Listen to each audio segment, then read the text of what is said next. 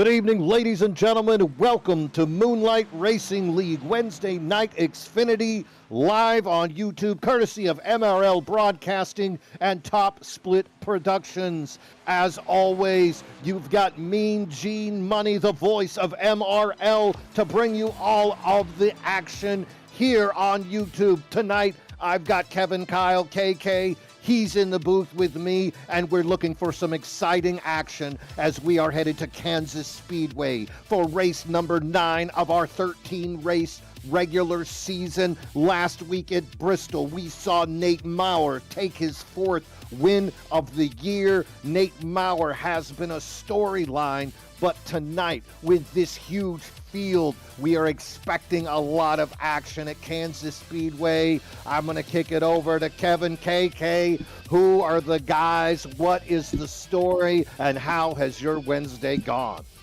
Hey, Mean Gene, glad to be in the booth. Hopefully everything goes smoothly as I'll be behind the controls and here helping you out as always. But not that you need any help. You are a professional as always, as my mic that's my mic stand breaks. But now here at Kansas, it's an intermediate speedway, so you're gonna have to keep your eyes on a lot of guys. But as always, Nate Maurer, 971, just so dominant in this league with this car, so got to keep an eye out on him. But huge field here tonight. It's even more than my standings list has, so I think we're what, 38 drivers there, Mean Gene? 39 on the board. I think one of them's race control, though. Is that correct, KK? That's right. Jax Duvall in the 84 is race control, so don't be don't be counting him in there. Yeah, there you go. I'm trying to find the words that they're just escaping me at the moment. I'll put him right in there. All right, so tonight, though, the story, as we said, we have seen Maiden, not Maurer, take those 4 wins, but guess what, KK? He's not your points leader. Right now, the season leader, David Owens, he's got 1 win in that number 11 car, and he's got a 9-point lead over Nate Maurer. After that, there's a jump in the points down to David Cook with another win. Other 2 drivers that have already qualified for that final 14 spots in our chase, Colin Bollinger and Hunter Manley, have both secured their positions. So right now, 5 drivers are in, and we're still looking to see who the other 9 are going to be. Names to look at on that list: Joseph Amato, he's 4th. Chris Cornett, the Rooster, Robert Babcock, Joe Volpus, Mr. Consistency, Kyle Lynn, Hunter Manley, Matt Novella, David Brenner, Andrew Bolander, and Christopher Knott. These are some of the names up on the top of our point standing, trying to maintain position. But KK, you've got another 7 drivers that are all within 15 points of that final spot, and they would love to sneak their way in.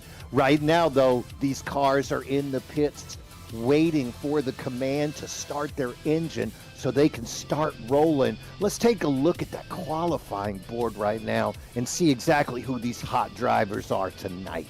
What's that? Is that the 71 of David Cook leading them out, KK? That's right, Mean Gene. You got David Cook pole position there. He ran a 31.181 for the pole position, and right behind him, that's going to be starting on the first row with him, is going to be Matt Tucker in the 66. Your second row is going to be Sean Walton in the 23. 44, Chris Cornett in the 44 is going to be leading off your second row. Bobby Dodson, he's going to be on the inside of row 3, riding in that 32 car. Colin Bollinger, we just mentioned him. He's going to be on that outside row. Christopher Knott, David Brenner. These are the names we've already mentioned, and these guys starting in the front. Robert Richards, he's one of those hungry guys. And 10th place, Joe Volpus. Behind him, Matt Novella. Ryan Blackwell, a rookie. The rookies here, as of course, always in MRL racing, they will be running that 900 number for just 3 races before they kick it on up and get to choose that individual car is off there, number. Mean Gene. Let's get him fired up. It is time to take him green. David Cook, he's on that inside lane as they are turning here at Kansas. The green flag is out, bottoms up, hammer down, and David Cook is going to take him across that start-finish line as he is leading the pack. Look at that quick drop down. You can see, and they are 3 wide, just 3 rows back.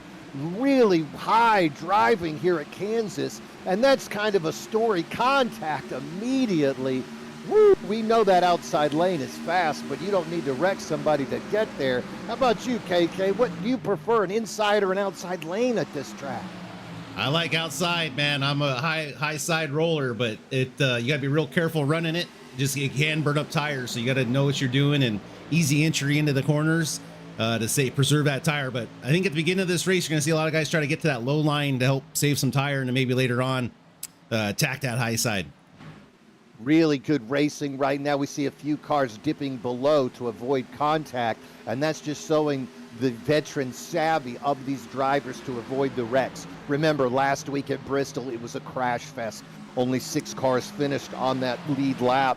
We don't want to see a repeat of it here. Kansas is a larger track, so we expect the drivers to have much more room, but that doesn't mean that there won't be incidents. Up in the front, David Cook, he continues to lead. He's got about a 4/10 of a second lead over Matt Tucker. You can see Tucker coming into the camera right now, running in that 66, and a little bit further back, almost a full second and a half behind, you've got Sean Walton and Chris Cornett. But right now the story is David Cook in that 71. He's third in points. He's got a win on the year, but he'd love to close that gap and start to put himself closer to the end. Still 5 races left, KK, before we pronounce a regular season champion, and he'd love to be up there. Yes, he would. Been further back in the pack. You got the 951 and the 2 fighting it out side by side. Alex McWhorter in the 15 hanging back, trying to find his way by these two. And a little bit further back in the picture, you can see the 971 Nate Maurer that we always speak so highly of as this field starts to get a little bit strung out. But this is the closest group as the 2 comes up in front of the 951, shuts the door on him there a little bit. As you see the 15 hit the apron, headed into turn 1. Yeah, he did not want to be a part of that. The 2, that's the Rooster, Robert Babcock. Very competitive driver, as he is ahead of McWhorter in the 15. And remember, McWhorter, he was involved in an incident earlier this week with Colin Bollinger. The 2 had words. They spoke in private. No one knows exactly what was said between the 2 drivers, but they seem to have a gentleman's agreement as to what occurred on the track and how the 2 will move forward. Really nice. I want to give props to both Colin and Alex for working out their difficulties as gentlemen drivers do, talking rather than taking it out on the track. Good work, gentlemen. Continuing to see some fierce racing right here. You can see the 23 and the 44 really running strong in this field tonight. Yeah, I mean, Gene, they're fighting. Oh, there's the 44. Chris Cornett gets a little loose there, but they were fighting real close there of Chris Cornett and Sean Walton for that third position, as Sean seems to have gotten the better of the exchange there as he stretches out that lead a little bit over the 44 Chris Cornett. Sean, very competitive driver. Another guy, talk we've heard this week amongst the drivers in the pits was that there was a little bit of a miscommunication between Sean Walton and Josh Perkins. I was interviewing some drivers in the pit. I didn't see who said it, but the words, "he won't finish the next race," were mentioned. And when I turned around, the only person standing there with a straight face was Josh Perkins. So it'll be interesting as this race progresses to see if Perkins and Walton were actually to come into proximity on that track. But for now, Sean Walton, he's running strong with Chris Cornett. Right now, we're going back and seeing that rear view camera of Off the Cook. 26. These guys looking great. Look at that 26. Oh, we got a car down low. I think that was the... Oh. Let's see if I can go back and get him, see what happened there. That apron is not your friend. Ooh, the 6 and the 3. Howdy doody. Just a little bit of rubbing, and that is going to cost them both positions as they fade back. Also involved was that 53. Oh, and that's a yellow. That's going to bring out a yellow there, Mean Gene. We are going to go under caution as we see the 6 of Quesabir, the 53 of Bollinger. Very difficult. I'm going to go back and see if I can catch exactly what happened. I don't know if they're calling the caution for this contact here. There's that hit. I don't think that would have brought the caution out. Well, there's the 27. Okay, we found maybe a culprit there, Mean Gene. Let's see what happened to the 27 here. All by himself, Dave Kirkpatrick, I believe. That car looks great. That old Rusty Wallace callback on that 27, that MGD car. Yeah, not sure what happened to him here. This is a replay of what kind of just gets looser. I'm not sure exactly what he's doing there. Well, you know what? perhaps That might have been, you know what? That could have been a qualifying session. I went back too far. So, yeah, my mistake there, folks.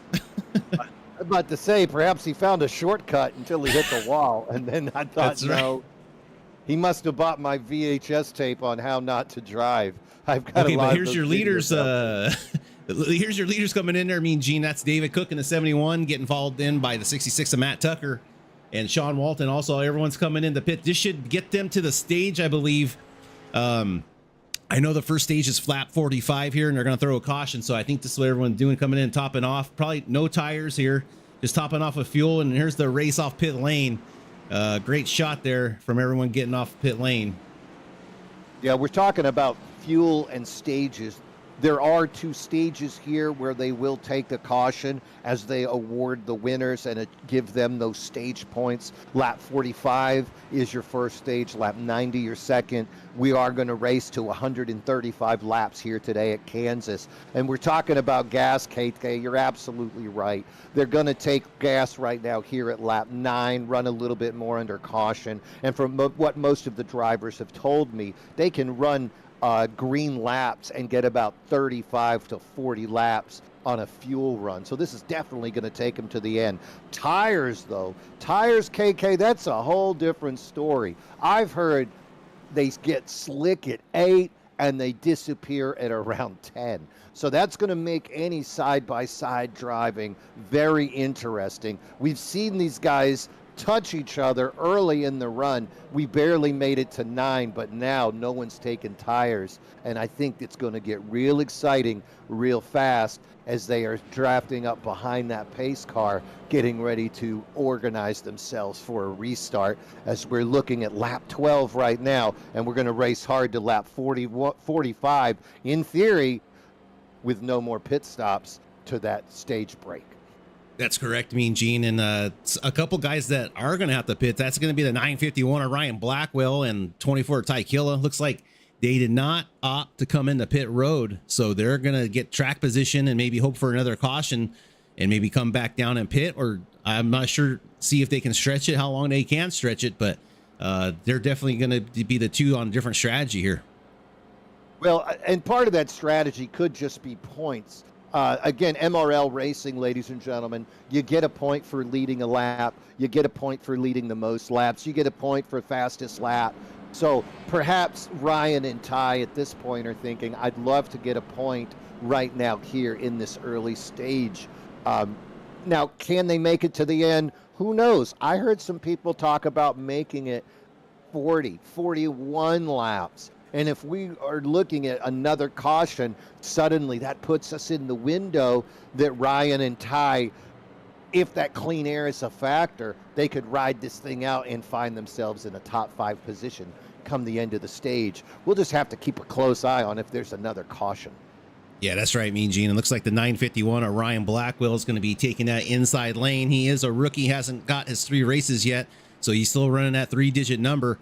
So we'll see how he takes off here on the front inside row. He's going to have David Cook behind him in the 71. So something to keep an eye on this restart to see how he does. And then these tires are going to be, only 13, 13. Everyone's on about 13 lap tires. So just be cautious on the restart on how hard you get on the throttle there on these little bit older tires as the race continues on. We'll have to just keep an eye on that as the pace car lights are off and they're heading down the backstretch into turn 3. We're almost getting right here to get them back going green. Going to be an exciting restart. David Cook, he is really fast. Matt Tucker, who is also running up front in this that beginning of this race. Those guys are in that second row.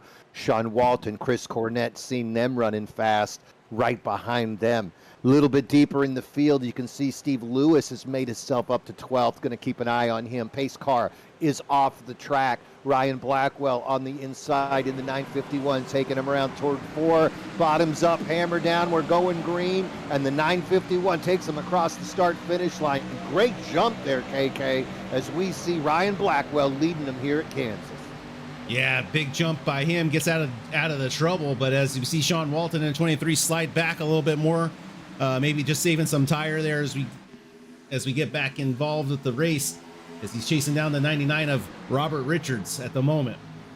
Big moves there by Richards as he is flying around the track, trying to push his 99 car back up into the front. 66 with just a little bit of a block there on the 24 of Ty Killa. Remember, the 24 and the 951 both did not come in, so they're going to have to think about gas a little bit later on. Maybe that's already in Ty's head, but Ryan Blackwell not thinking it as he's in the lead. Look at these tires getting slick. Bobby Dodson in the 32. That thing got a little bit tight, and he cuts down sharp. The 69 behind him as well, having a little bit of slickness on his tires. Things are getting a little dicey out here. Good save by Christopher Knott.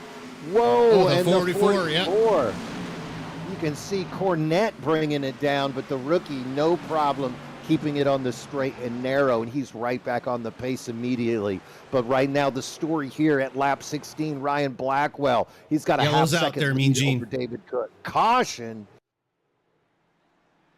Yep. Let's see if we can find out what exactly happened there. Not sure what the caution came out.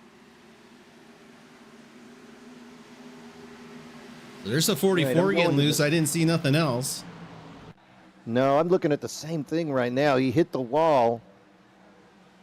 And then he just comes down sharp. It's the 033 there, Mean Gene. 033 gets into the 3. And it happens on the back stretch of that lap. There we go, right there. Yep. You can see the 4 right ahead of him. I think the 33 gets up in the wall, slows down, and it gets everybody discombobulated there. So let me go ahead and get the blimp view out, and let's see what happens here. Yeah, these cars, they're handling real smooth. And then as we were told during that driver's meeting, they get slick, and absolutely you can see that 033 could hit that wall. 45 and the 7 managed to make it by clean. Yeah, and we need to keep our eyes here on the 4 so that he tags the 4 there just a little bit. Now the car in behind in the 03 now is going to be coming up with a lot of rate of speed here, and he's not going to have anywhere to go. And I think this is what maybe starts this caution off even more, as he slams into the rear end there of the 033 and sends him down towards where is this right here? 033. Oh, down towards the inside wall of the backstretch. That's Jay Dwayne in the 3 car making heavy contact with that was the a big 033. Both drivers are going to definitely be in the pits trying to reformulate their strategy. The 03, he's still on the course right now. That's Jay Dwayne. He's out there. Remember, Wednesday nights there are no quick repairs, and you do have 5 sets of tires, the one on the car plus the extra 4, but no quick repair to pull you out of a big mistake.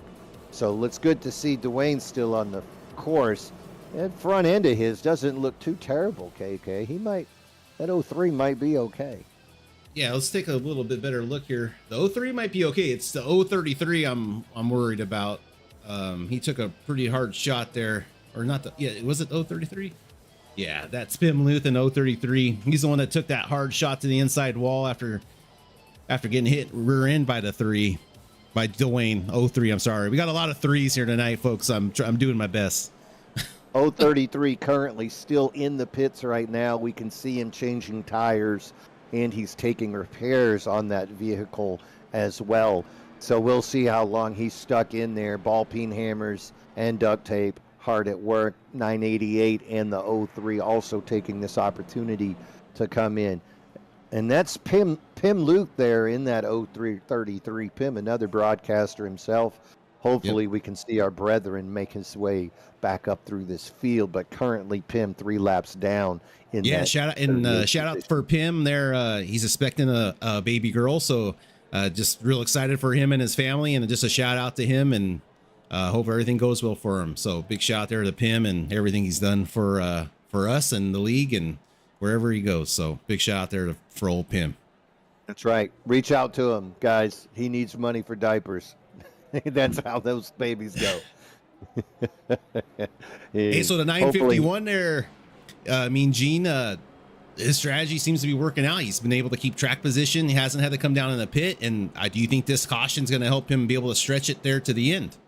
I would think so at this stage of the game. Ryan, he's a rookie. He's going to take chances. He's trying to make a name for himself right now.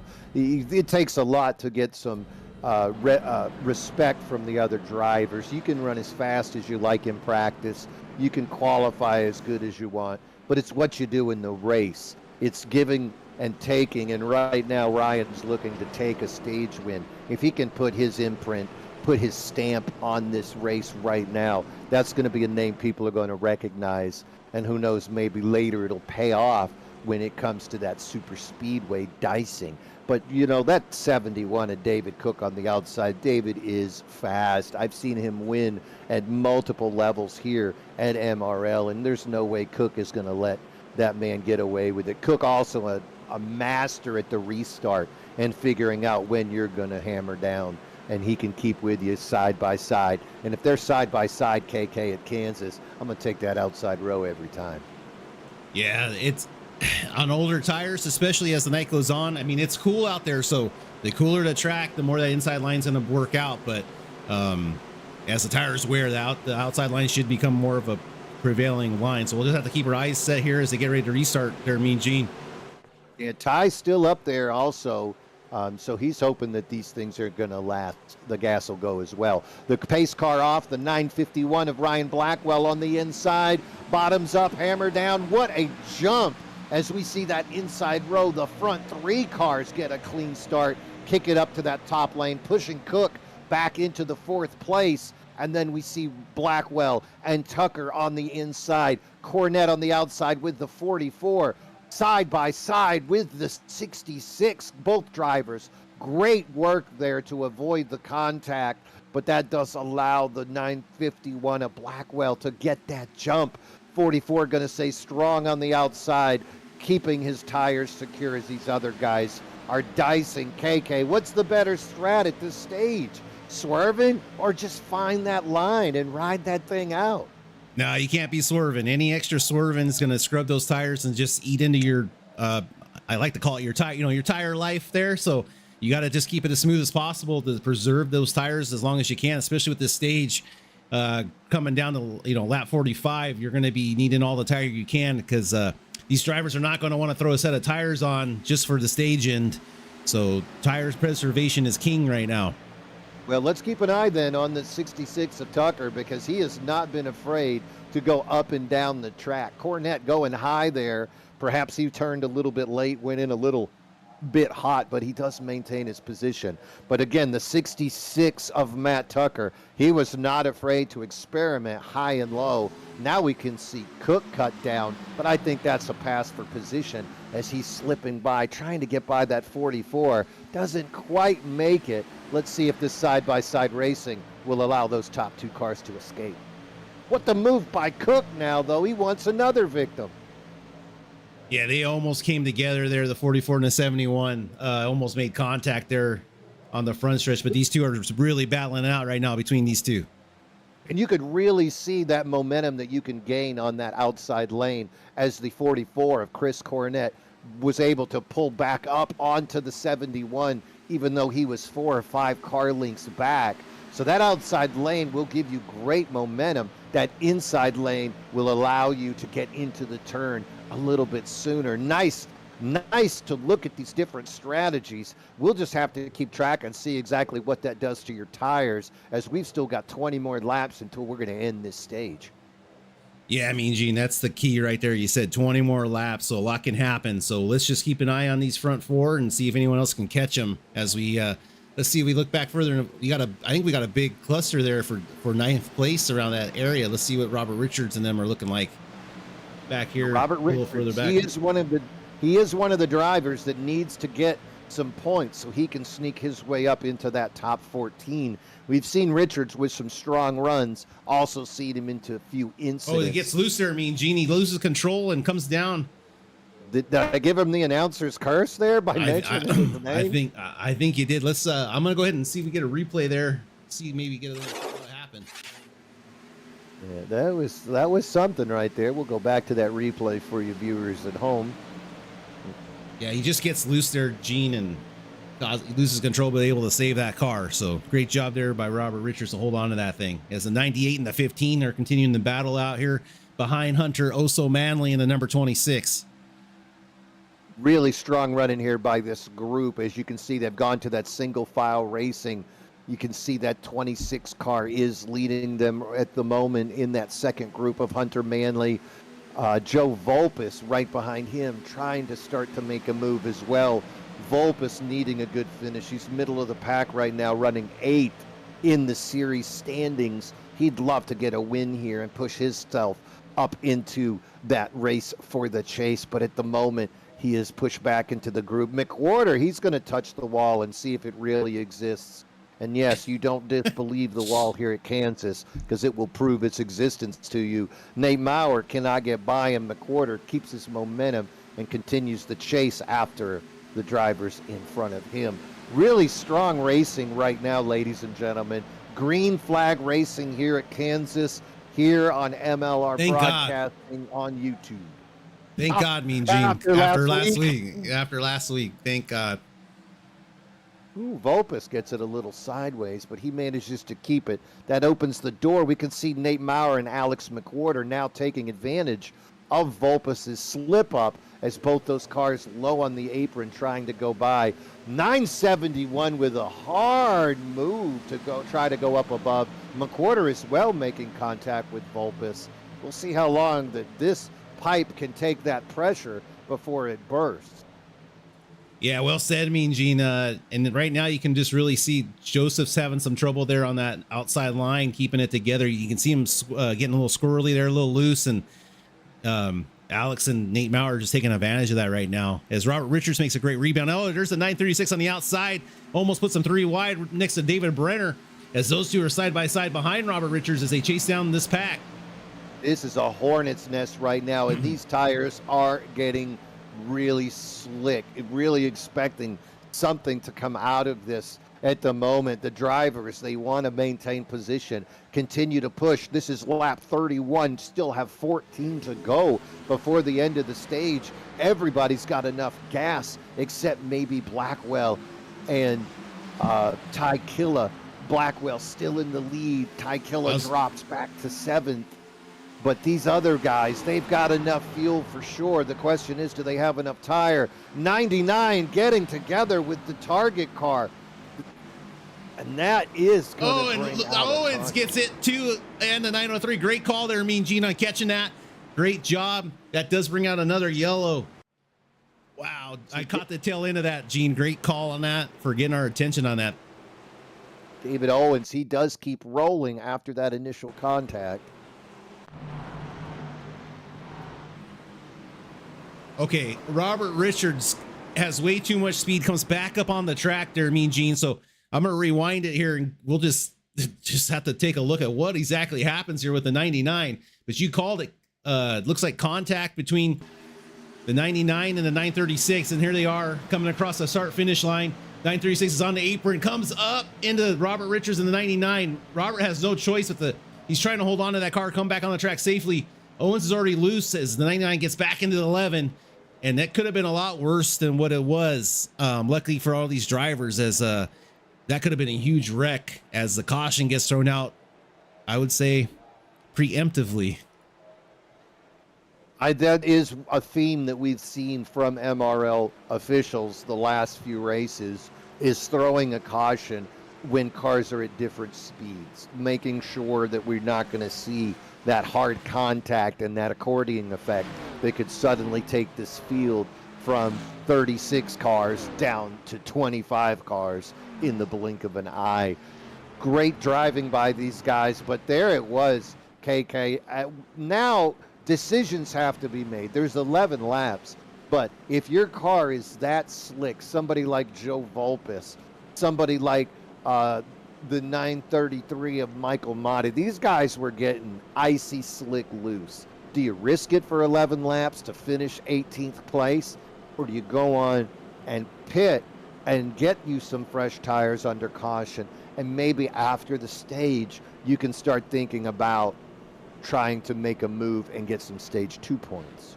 Well, we need to listen on the radio and see what they're going to do. I'm not sure if they're going to I don't think this is going to be the stage. Oh no, we're on lap 34. I would think going to 45, they couldn't. Oh, you're right. Sorry, Mean Gene. I was thinking 40. But yeah, so there's a couple ideas here, Mean Gene. If you're not in the top 10 or think you can make any more movement, I would say, you know, maybe if you're in the 15th place or 20th place, you could come in and get tires now.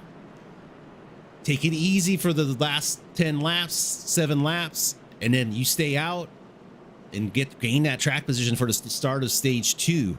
So there's a couple things, but like Ty Killa, he was up there in the top 2 and he's already fallen down to the top 8. Not a big deal, but if he keeps losing spots, he's not gonna get any points, and that's all for naught. But the 951 though, looks like he came in and got tires there. I mean, Gene, looks like Blackwell might have came in and is going to flip the stage here. I got to look at his pit time. Yeah, he took a 15-second pit stop, 14.1.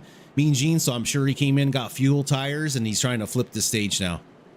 Maybe he knew he wasn't going to make it. Why not? He got him some laps. He's definitely on the board for leading most laps, as well as getting the guaranteed for leading a lap. Why not put himself into a position where he might be that leader again in stage 2 and get him another 20 or 25 laps led? I would not be surprised if 50 laps, 55 laps could be the lap leader. We'll just have to see, because it does appear that the person that gets the start holds that position for a good period of time. What do you think, KK? That clean air, is that just going to be a secret to success tonight? It's not a secret, Mean Gene. All drivers know clean air is king. If you get out there, it just adds extra downforce to that car, gets you through the corners a lot faster, and that's what it's all about. And then making dirty air for everyone behind you. You get tight. You got to let off the gas pedal there so you don't hit the wall. It's just a lot tougher in traffic to get through. So once you're up front, you do not want to let that go. So something to keep in mind there is that leader. It's very important. Well, in the 44 of Chris Cornett currently being shown as the leader, he's someone that experienced a lot of that dirty air. He was watching those cars slick around him. Cornett running second earlier, down to 4th, 5th, fighting to get in the lead. And after that caution, when we saw that 951 of Blackwell come into the pits, your leader now, Chris Cornett. And I'll tell you, that's the easiest way to pass somebody, is in the pits. Yeah, that's right. I mean, Gene, it's easy, a lot safer and easier to do there. So Cornett, now your leader. Matt Tucker, he's been up there pretty much all night. Second on the outside lane. David Cook, Christopher Knott, Sean Walton, Ty Killa. He is still lurking. He knows he's got enough fuel, so hey, he's all in at this point. I don't think Ty's coming off that track. Unlike the pace car, which we see leading off the track. The cars bunched up. They're ready for this restart here at Kansas Speedway. Bottoms up, hammer down. Chris Cornett coming out of there like a rocket. He's in the lead, puts it up onto that top lane, the preferred lane in front of Matt Tucker. Your leader right now, running on a rail, the 44 of Chris Cornett. Yeah, I mean, Gene, David Cook follows in line behind and takes up P2. 66 of Matt Tucker. I've been saying his name, I feel like, a lot tonight. He's up there, always at the front right now. He's doing a great job. And there's that number 69 in a hot flaming Cheetos machine, getting chased down by the 23 of Sean Walton. As the 24 of Ty Killa is battling, holding on against the Brewster Babcock there. The number 2 as they're door to door heading into turn 1. Look how low they're going below that apron. We note that the high line at Kansas is the preferred line. But going low like that, especially on a restart, has to be dangerous. You don't know what temperature your tires are. Here's Cook making a move below the 44 of Cornette. He wants the lead. Cornette driving as hard as he can, but the 71 of Cook, oh, and caution is the better part of valor. He stays down low. The 66 of Tucker still didn't clear. The gap. No, he still hasn't cleared. This is going to be a battle, but he can't clear. Yeah, it's going to be tight. Can the 71 clear? He can't clear as the 44 is going to have the outside line, have a lot more momentum headed down in turn 3. Cook's going to have to resize his opportunity and try again. Now his 71's going to take the outside line and see if he can get another run into turn 1. And look at 66. He did not learn the lesson that David Cook just displayed for everyone, as the 66 is now going low, thinking that he can get by the 71. But one thing that the 71 doesn't have is the clean air. All Cornette has to do is go back up to the high line, and he can slow down that progress of the 71. Right now, though, Cook, he's trying to close the gap. 5 laps left before the stage break, and the 44 continues to be the dominant car. Yeah, Mean Gene, well said about not learning your lesson. You have to be set up just perfectly there to make that pass here, especially on older tires. As you see the 971 and Hunter so Manley battling it out here. And what position is that? That's for P7 right now, towards the end of the stage. We got 4 laps left. And Manley, he's on the outside running strong. 971 under him, the 15 of McWhorter, trying to close that gap. 903, I think that's Parham, the rookie, right behind them. So these gentlemen as well, no one can get an advantage. That bottom lane is just not letting you get by. You can get next to them, but the speed of that outside lane just carries you through to keep ahead down the straightaways. And that's going to allow McWhorter to also pull up next to this and make it a blanket could be thrown over these 4 cars right now. Yeah, and then back towards the front, I think Cornette is under duress here as the 66 of Matt Tucker dives it down underneath. He's going to see what he can do, but 71's right behind the 44. If he can't clear, he's not going to have anywhere to go. He's got to be cautious here. You cannot take that risk and wall bang or go door to door with anybody. And hey, there's another car you need to think about directly behind him. Sean Walton coming into the picture.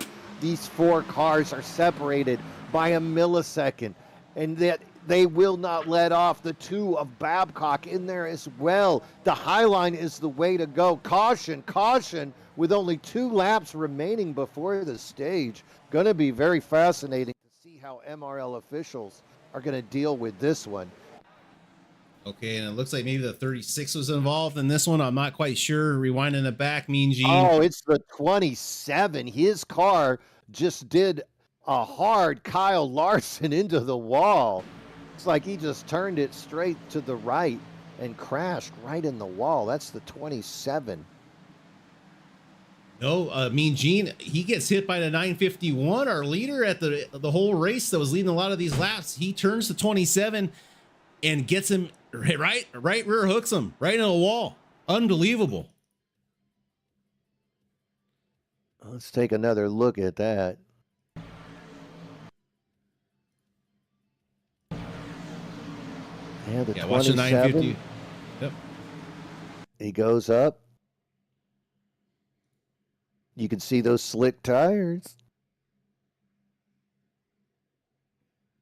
No, the 951 just gets him right in the right rear and starts and turns them there a little bit. Not on purpose. I think more of a racing incident. And then you see the poor 88 of Steve Lewis not being able to get out of the way. And Steve Lewis just gets hammered there. Unfortunately for all the Steve Lewis fans, as we see a hood, the Havoline hood flying up high in the air. 951. Let's look at the 36 though. Make sure he makes it through. He might be ARCA braking here. Not sure what. Oh, he does hit. Poor Blackwell adds insult to energy as the 936 goes up high in the target car, able to miss that. Kevin Brower and company make a hard left-hand turn, but what would you do for a Klondike bar there, Mean Gene? Obviously, Brian's gonna put Doria and ARCA brake you there as he gets through there unscathed just a little bit, but does make contact with some other fellow drivers. Oh, wow. That is some serious contact as we see. And there is some discussion. They are talking about a possible EOL for our former leader. We'll just have to see the way MRL officials are going to rule upon that. And it looks like the 951 of Blackwell is going to head to the back. I'm showing him in 35th. Not sure if that is a pit stop issue or if that was a straight MRL EOL penalty. 951 currently being shown in the pits. He's right next to Steve Lewis. A lot of cars out there with ball peen hammers and duct tape trying to do their best. Pit road is closed, so these guys are going to need to get back up on the track as quick as they can. And, well, looky here. KK. Pit road is closed, and they're still coming out. Obviously they don't care. So they're going to have end of line. I think that's the end of line penalty, if I'm not mistaken. So not the end of the world, but it is the end of the line. It is the end of the line. Very well said. So we're looking up front after that. I would imagine the 44 did get the stage win. We are at lap 46, so we have definitely gone past that point. Cornette awarded your stage win. Congratulations to the 44. Strong run. But right now, as we're looking up front, KK, we've got a new leader, and that's your Omaha Stakes 28 of Joe Amato. Yeah, that's a big 10-4 there, Mean Gene. Joe Amato, big fan of those Omaha Stakes, and Peyton Manning. So he's flipped the stage there, and looks like he's going to be leading us off here and entering the stage 2. And Joe Amato is a name that we're looking at as far as your series leaders. He is 4th in points, and he is the top car without a win. Joseph Amato would love to add his name to the list of drivers that have guaranteed their position in there. And he is not too far out of making a run at this championship. But it's going to take some serious incidents by your leader, points leader David Owens. He's going to need difficulty, as will Nate Maurer, before these other guys can really stage any kind of run at those two guys. But right now, Amato, he's just worried about this race, and his pit strategy has pushed that 28 Omaha Stakes Chevrolet up into that lead position. Michael Mata, another rookie on the outside. Chris Cornette running 3rd. 4th, Matt Tucker, David Cook, Sean Walton, the Rooster, Robert Babcock, and oh my KK, look who's made his way into the top 8. No. I see that 971 of Nate Maurer. Oh my, he just doesn't go away, Mean Gene. He doesn't. He's like a sunburn. You thought it cleared up, and yet that next morning it's still there, and buddy, it still hurts. And the 7 drivers in front of him, they'd have loved to avoid the burn. But unless they've got aloe inside of those fire suits, they might find themselves victimized by the blazing sun known as Nate Maurer. Looking good up there, Nate. Christopher Knott running 9th. Ty Killa, he's glad to put some fuel in that thing. He's running 10th. That's your top 10, KK. And we're live racing, Mean Gene. They take the green flag, and they're already into turn 1. So let's make sure we're on our next session, or end of session. Make sure we're live with everybody as the 44 gets the lead over Joe Amato and the 28. I was looking backwards there. All right, we are live again. Look at Cook with that move on the inside, eating up the 28 of Amato. Amato didn't know how to handle the clean air, KK, and he went back very quickly. Your new race leader at this point, Joe Amato, Chris Cornette, Michael Mata, Matt Tucker, they're used to that fast speed, and they are running up strong. But right now, it's Chris Cornette taking advantage of the clean air. Joe Amato on the outside. The 66 of Tucker wiggles. The Babcock, the Rooster, almost shuts the door of the 28 and gives him a rear view fear of his bumper. But 28 might be going backwards here, Mean Gene. He's on 15 lap cent tires. As the 69 gets turned by the 15, causes a huge wreck in the back. Look at that, as we've got 4 cars. Pandemonium. 69 involved as well. Unfortunate. The 56, that's Matt Novella. He's part of that hot mess. The southern border. Matt Novella. 7. That was the big one here at Kansas, folks. I don't know how much bigger one could get, but let's take a look at this this yellow. You know what I mean, Gene? I might have jinxed this on this Bristol thing, because these guys might be giving us a run for our money here. We'll see. That restart was very painful, and I wonder how much of that was the 28 going backwards, causing an accordion. We hadn't seen that so far here tonight at Kansas, but all of a sudden there it was. Okay, I think it was the target car and the 2. So let me see if we're right here. Let's take a look. Babcock was driving pretty aggressively. I saw him passing 2 cars at a time. It was the 69 and the 59 where it started here. So let me get her back. Whoa, what a hit there from the 15 to 69. The 69 might just have got tight there. I'm not sure what happened, as the 15 really might not have anywhere where to go, but happened right next to Nate Maurer. Let's take a look at from the blimp. From the Farmers Only blimp. Once again, we're sponsored by Farmers Only. You don't have to be lonely at farmersonly.com, as the 15 here is going to get in the right, just a little tap, and it sends the hot Cheetos right into the fence as that both hoods get popped open and causes a huge chain reaction here in front of the field. The 22 of Brenner gets involved. The 26 of Hunter Oso Manley. The 988 of Kyle Lanot. Chris Morrow looks like he might get through there safely. The 7 into the back of the 11 almost. And further back in the field, hoods are flying, parts are flying. Looks like, close calls as the 3 gets into Owens there. Gives them a little more of a tap. But another huge wreck. And like you said, Mean Gene, these guys do not have fast repairs. So something else to keep in mind here is this field's going to be battling through attrition. Remember, 38 cars starting this race. Going to be interesting to see as they stroll through these pits to find out how many cars will remain on the lead lap. But as we look down pit road, it is still filled, and you can hear the sounds of sawzalls and ball peen hammers going away. This looks like a pickup part, Mean Gene. You spend $10 to enter on a Sunday morning or Saturday morning with your dad, and you go in there and you pick parts over here on pit lane.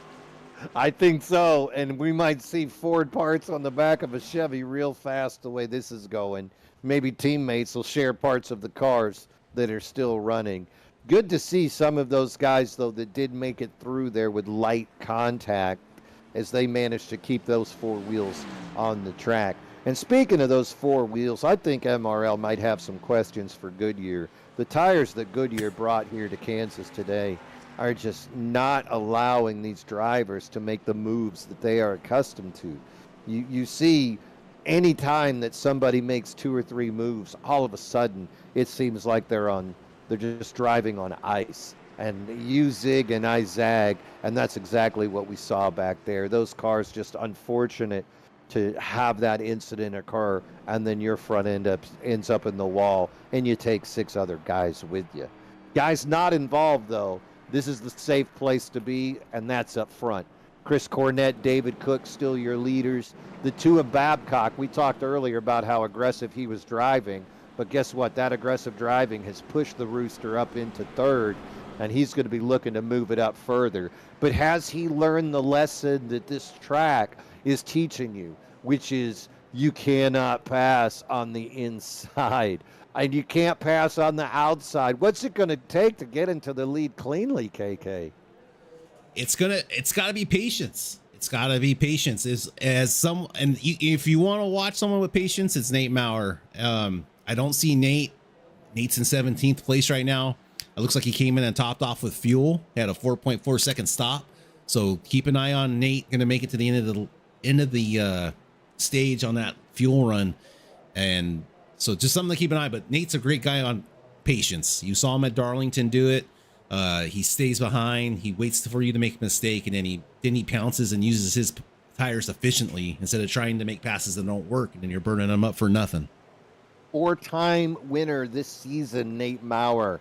He has only run 6 races. The pace car is off. They are hammered down.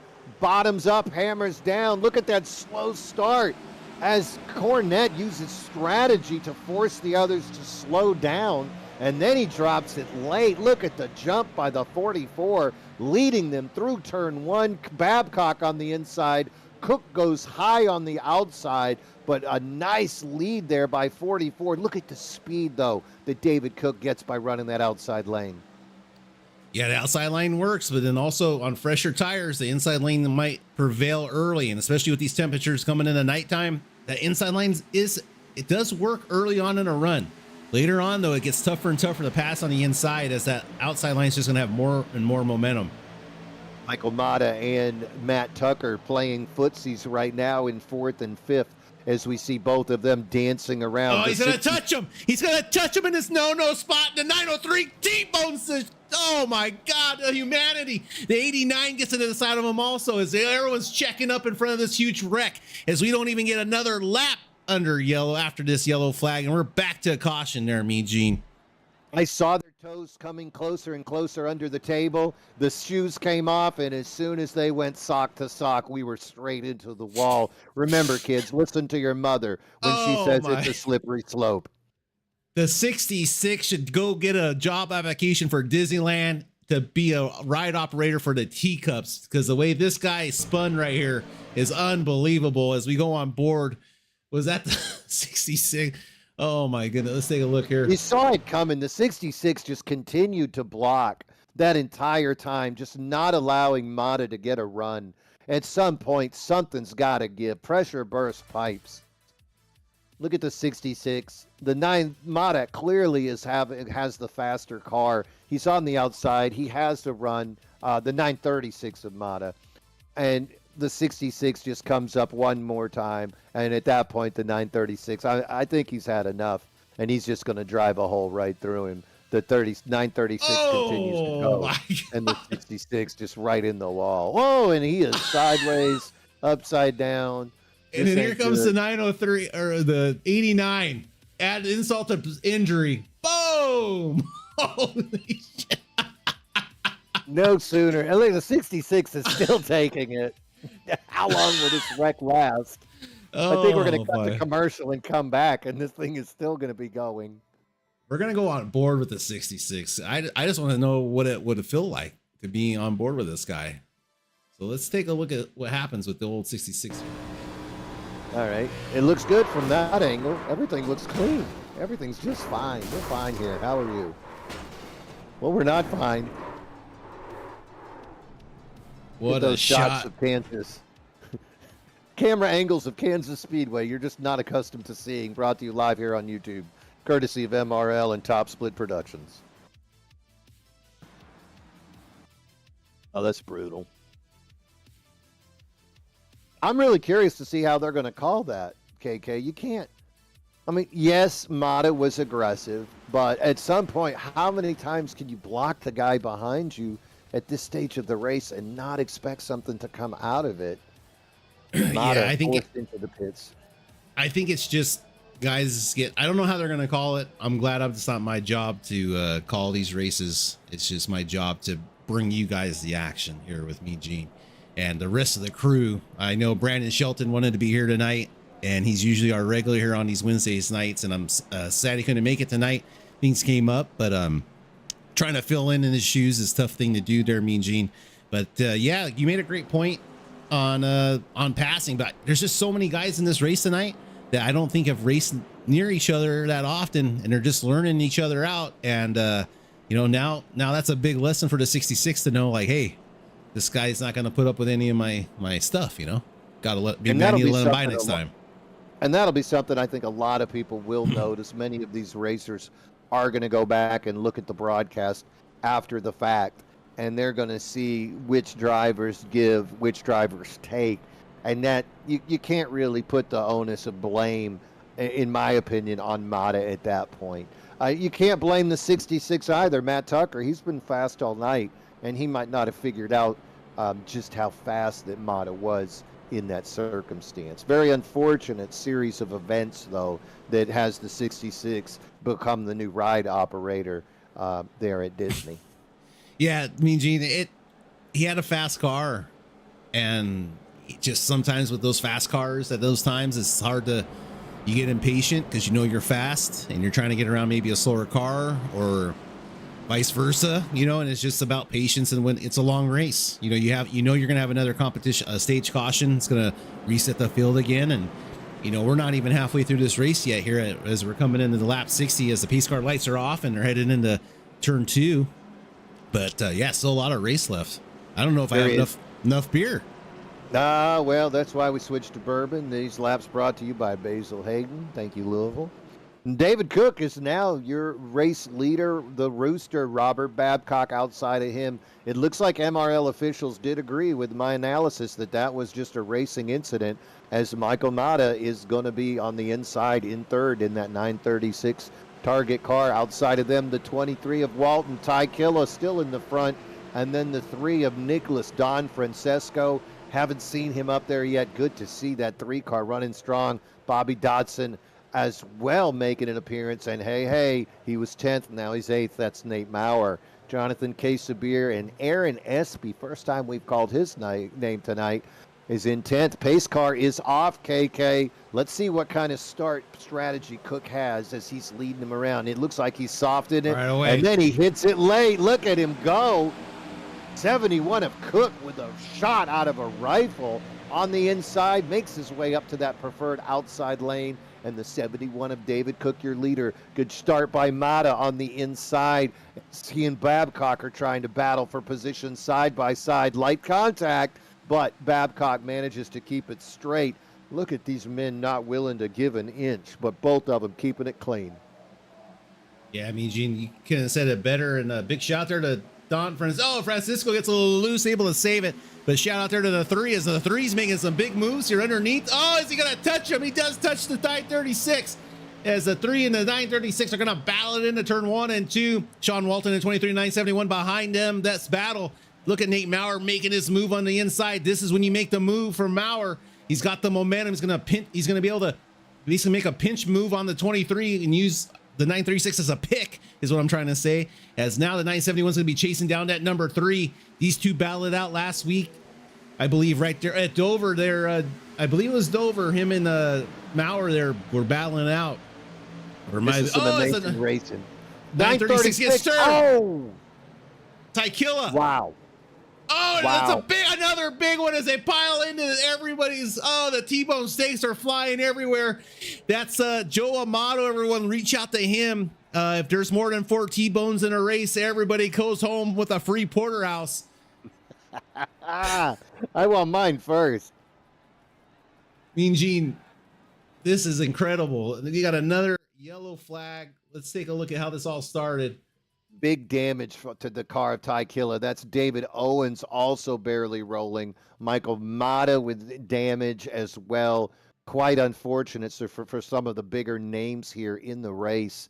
Go back to that replay. Let's see what we can find out, KK. Yeah, there, Mean Gene. I think this is all going to take place there between the 23 of Sean Walton and the 936 of that target car. Let's take a look here to see how this all unfolds in real time. Sean Walton, he hadn't been running up front. I don't think he knew exactly how deep the waters were and how sensitive these people were to the temperature of your car hood getting next to another's. Before it gets a little bit of hit. Yeah, that's just unfortunate. Mean Gene. I'm gonna see if anyone else took a little bit of damage there. It looks like maybe Cornette might have got involved. He's a little bit further back in the pack, and this is what happens. These guys are hungry. They've been patient in their own mind up to this point, and yet now at this point you really are ready to make a move. These other drivers, if they wiggle, your car's faster, then suddenly when you come out of the turn, they're back up to speed, you're side by side. But in your head, you're thinking, no, I'm faster. Look how quickly I caught him. I have the run. And you just find yourself making that contact. A story we can look at right now, the right front of David Owens is completely gone. He has milked this car around the track as he is headed into the pits. Oh, and this is something to keep an eye on. This is a storyline, I think, for everybody in the series. Remember, Owens, your points leader, with a huge jump. He's got 9 over Nate Maurer, but then after that, it is 74 points back to the third place car of David Cook. Oh, so that car is smoking. Mean Gene, he's got to be done. You might as well get Joe Amato out here with his A1 sauce and put a fork in that thing, because he's selling Omahas to David Owens right now. David Owens cannot be happy. And KK, this is going to have extra ramifications because not only is that going to cost him a position in the final standings, he's also going to lose an opportunity at the top 10 stage points. So that's going to go to somebody else. So if you win that stage, you win that race, you could suddenly see yourself making up 40 points over that stage lead of David Cook. So all of a sudden, as we look down, the top 4 players, the top 4 drivers suddenly become players in this points championship. Again, race 9 of 13. You've still got 5 races to go, and this is exactly what the other drivers were looking for, is to see some calamity hit that 11 car. David Owens, he's a veteran. He'll be back, but today, not his day, and he'll be looking for another way to get back up and keep that points lead. Somebody who is going to be happy, though, is Nate Maurer. And as we look to the leaderboard, guess who I see on that front row on the outside in second place? Don't Nate say Maurer. it. Don't say it. It's Nate Maurer. He's like a sunburn. He's everywhere. As Get soon the as aloe you're on the vera. track, you're going to get exposed to Nate Maurer. This has been the season of Nate, and it just might continue. But hey, who was running strong at the end of that, before that caution? That was the 3 of Nicholas Don Francesco. And right now he is in that first position with that number 3 Chevrolet. Maybe he can hold on and keep it up there. We'll find out. Bobby Dodson currently running 3rd. Colin Bollinger 4th. Christopher Morel, Jonathan K. Sabir, Kevin Brower, David Brenner, Joe Volpus, Robert Richards. That is your top 10. Going to be fascinating, though, to see. We're at lap 66. Remember, lap 90 is going to be that next stage, that second and final stage break. So we'll see a lot of laps to go, KK. That's right, Mean Gene. This should be the last time they take gas, though. I think so. Stage. Yeah, no, I'm with you. It's something else to keep an eye on. I just noticed old Bobby Dodson there in the 3 of Don Francisco. They're running the same paint jobs there. So look for some teamwork there between those two. Another thing, old Chris Morrow, man, he runs real good. Just been in the wrong place at the wrong time, one could say. He's getting caught up in some incidents, but he's running up towards the front of the field. So let's see if he can keep it clean out of trouble. And I'm sure I could. He's one of my teammates in another league, so I'm looking for him to have a strong finish there. That number 5 Cabo K racing car. Yeah, been a hot minute since we said his name, but he is a strong driver. They're waving off that caution right now. It looks like there's a little bit of confusion, or waving off that restart, I should say. Well, you do have race control. He's from Florida, so I mean, you got to give him the benefit of the doubt. Might be having some trouble up there. It's true. When you're from Florida, sometimes if you can't get your cigar lit when you need to, the world will come to a stop. Perhaps that's what we just saw, as Jax Duval does wave off that green flag as we make our way around the track one more time. I'm sure he was just making sure everybody was in line. Yeah, as I look back, I can see the 88 of Lewis was just a little bit out of the group. Christopher Knott as well. So I'm sure that was just some housekeeping to make sure that all these cars are tightened up. You're already 16 laps down. You don't need to lose the group on the restart to make your day all that much worse. That's some have different opinions on race control. I tend to just I'd rather just have iRacing control it so there's no gray area. But sometimes race control does help out and can help you at sometimes. So I'm not sure if I love it or hate it, but hey, it's here, and his name's Jax. If you guys have any complaints, well, down in the pit, McWhorter, Mata, Owens not moving. Unfortunate for those guys. Pace car is off. The pace car is off, Bubby. Hammer down, and here we go. Look at that jump by the 3. Don Francesco timed it out great. He's going to bring the 32 of Dodson with him, the 971 of Maurer on the outside. Quickly following Colin Bollinger with a strong start on the outside. We see a lot of gaps in between these cars. How about Case of Beer? He's going backwards into Brenner. We're going to see if that develops into something. As when we look 7 cars back, there is some accordion effect. We got a cluster, Mean Gene. A little bit of blinking back there as well. That ought to be interesting to monitor. But as we look forward, hey, those two Napa cars right now, Don Francesco and Bobby Dodson, your top two, but Nate Maurer, not to be ever counted out, running strong in third place. Look at the wiggle, though, as you look back. Bollinger having a little bit of difficulty right there. Yeah, I mean, Gene, I didn't catch the wiggle. I caught the 32 trying to shut the door on Nate, and he couldn't quite get there, as these two Napa cars are going to go double wide, trying to keep Nate the Great behind him. But now Chris Morrow's under attack further back in the field as the number, what is that, the number 7? Who's the 7? That's Lester. Lester, that's going to be a lap car, I believe, as he's battling out for position and trying to maybe, I'm not sure what he's trying to do. Back the old-fashioned way. Oh, no, that's Kevin Brower. I'm sorry, everybody. That's Kevin Brower, number 7 there. I'm looking at a blimp view right now, and these cars are spreading out some nice, strong racing. These guys are taking advantage of this opportunity to move past. It seems like the cars in the pack can make their way past each other using the inside. But if you're on that outside line with that clean air, no one is getting by you. So that is really the story. But right now, Bobby Dodson, he left his teammate behind. Bobby Dodson leading this race. He's got a 0.4 of a second lead over Nate Maurer. And then behind there, it gets kind of convoluted. As you can see, there's 6 cars all bunched up together, led by the 3 of Don Francesco, Kevin Brower, Smorell, Kyle Lynn in that group now. Haven't seen him in a minute. He's running strong on the outside. Lets off. I'm hoping he lets off. Oh, the 98 Lopez almost gets into the 5 as they're starting to check up there a little bit. Someone gets off the gas pedal and it starts the accordion effect, kind of like how we see at Daytona. But this is even more dangerous because, oh, we got a car down slow on the apron there. That's 24 Tyquilla. Is he going to save it? Is he going to save it? He blinked out before I could see what happened. I'm not sure what's going on with that car. Is that car crab walking to get? Oh, is he doing a case of beer? This is some amazing racing right now. Look at Volpus. Look at the 7 of Brower and Volpus touching. That's going to turn Brower sideways. Joe Volpus keeps it straight, but that's going to bring out a caution right there. It brought out a caution. Oh my goodness me, Gene. What is going on? Kevin Brower and Volpus, they just couldn't make up their. Wow, Brower bringing it up onto the track almost with making contact. Oh. Then he backs up and almost makes contact with a second car. Does not anybody see the caution? Why are these cars flying by a car stopped in the middle of the track? Let's go back and take a look at what the heck is going on. Oh, my word.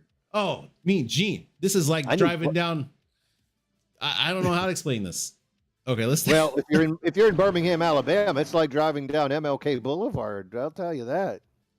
All right, let's go to the farmer only blimp and take a look here, see exactly what might have took place here. Now 7 ends up crashing, so let's keep an eye on that. We'll take it at quarter speed here, see how this develops, because we got caution laps that no one wants to see right now. So look at the 988 there, Mean Gene. Gets like a little loose, trying to split. The 7 gets loose. You can see him loose and just ends up getting into the 98. 98 had nowhere to go. No, Volpus has had his car wiggle when he's in traffic, but there's no one in front of him there. He's forced down on the apron. You can see the 7 continues to come down. And once they get together, there are a couple of hookers on MLK, and both cars just start to lose control. Volpus, he does manage the throttle control to keep that 98 moving forward, but it is the 7 that ends up spinning, and that is what's going to bring out the caution. If we can keep it right here. Yeah. Well, let's keep it here. Brower's like, you know what? I'll just come up. It'll be fine. Don't worry about this car behind me. Oh. He'll slow down. And let me back up. I'm okay. Yeah. You're okay. I'm okay. Unbelievable, Mean Gene. That is just something special right there. I think he's going to get a note in the mail from a couple of these guys. Luckily, no contact made. No harm, no foul. Is that what they like to say? Something along those lines. Unless you're Jax Duvall. You know, the Florida man's up there. He might just be seeing this thing through lily-covered glasses, and he's thinking everything is fine. It's fine. I don't even think he's watching. I think he's watching the replay of Jacksonville getting beat up by the Buffalo Bills. I mean, I could probably watch that 2 or 3 times before I got tired of it, to be honest with you. Always good to see Jacksonville going down further in the AFC South standings. Go Houston. All right. All right, Mean Gene. So we're lap 75. We're getting closer to that. This is over halfway, thank God. And not that I don't enjoy the racing, but this is these cautions. We've seen a lot of good stuff. It's you know what it is. It's not the tiny. This has been the smallest caution, to be honest with you. The last 2 were huge wrecks. Absorbing all of those cars, so much so that right now, as I look on the board, I'm only seeing 19 cars on the lead lap.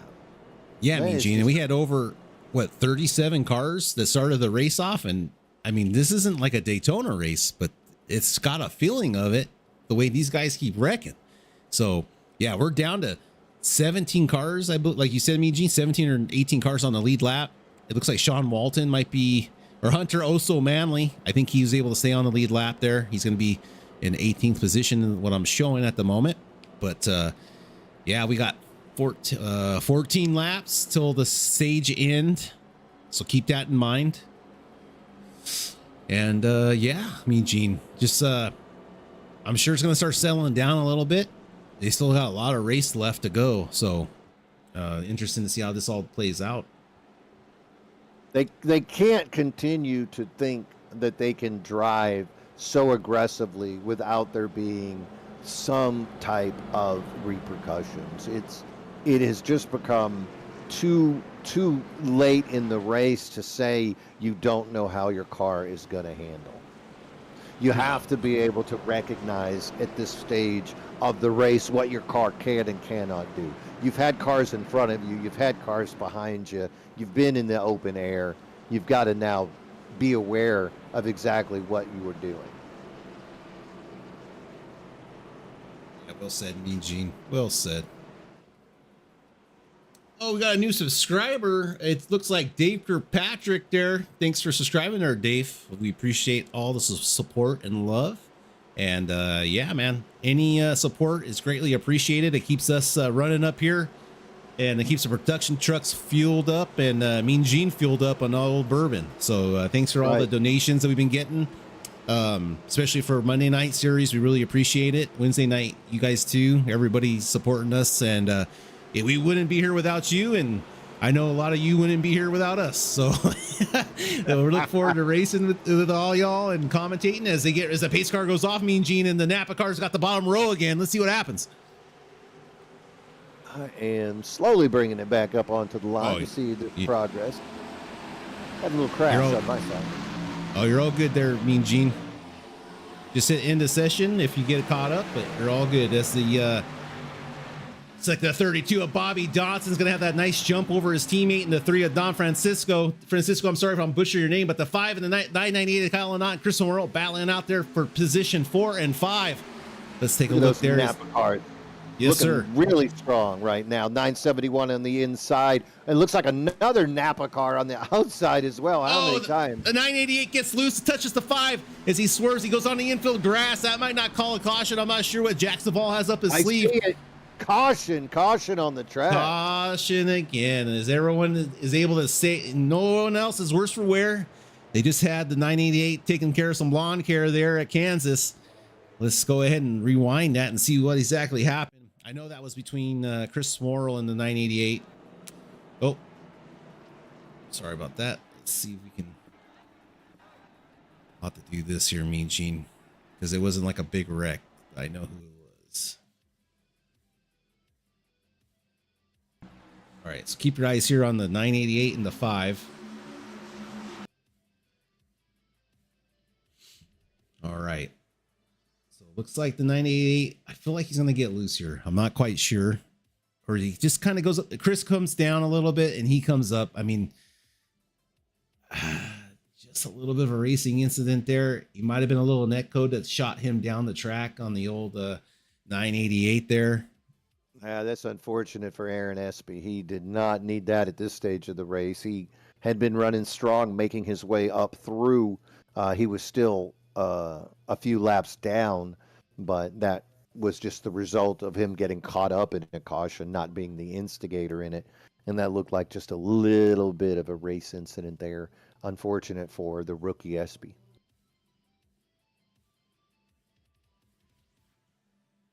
Yeah, Kyle able to keep that car under control as the caution flag waves, and we are back under caution. But I yeah, did hear an Gene, EOL penalty come out by Jax Duval. to who? Well, I think Kyle Lynn is going to be the recipient of that, the 988. I think he's going to be the one getting that EOL. Interesting.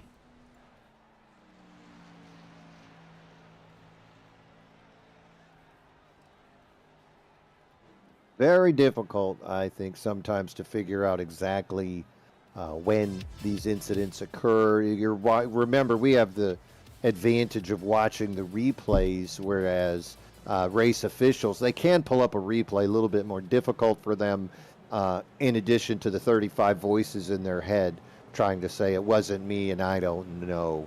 So a lot of pressure on these guys.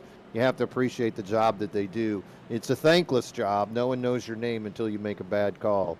And if you're the one that's getting penalized, you're going to think it's a bad call every time. Right now, though, Bobby Dodson running strong up in the front. Got his teammate Nicholas Don Francesco running right next to him. A couple of Chevys. Nate Maurer in that Toyota running third. He would love to sneak his way right back into it. Christopher Smurrell, Colin Bollinger, Robert Richards managed to make his way through the chaos and confusion, and he's still running up there in that third row, top six. Joe Volpus, David Cook has fallen back into eighth. Andrew Bolander, been a minute since we've said his name, in ninth, and Robert Babcock, he is in 10th. A little bit further back, Stephen Neal in that 45. He's made his way through the nonsense. Stephen, really good run last week. He finished 6th at Bristol. Nice to see that rookie making that kind of run, his best finish of the year in MRL racing. And he's continuing to build on that momentum. Stephen Neal currently in 11th place. Yeah, they're having a conversation right now in race chat with the race official. I wouldn't be surprised if they extend this caution one more lap.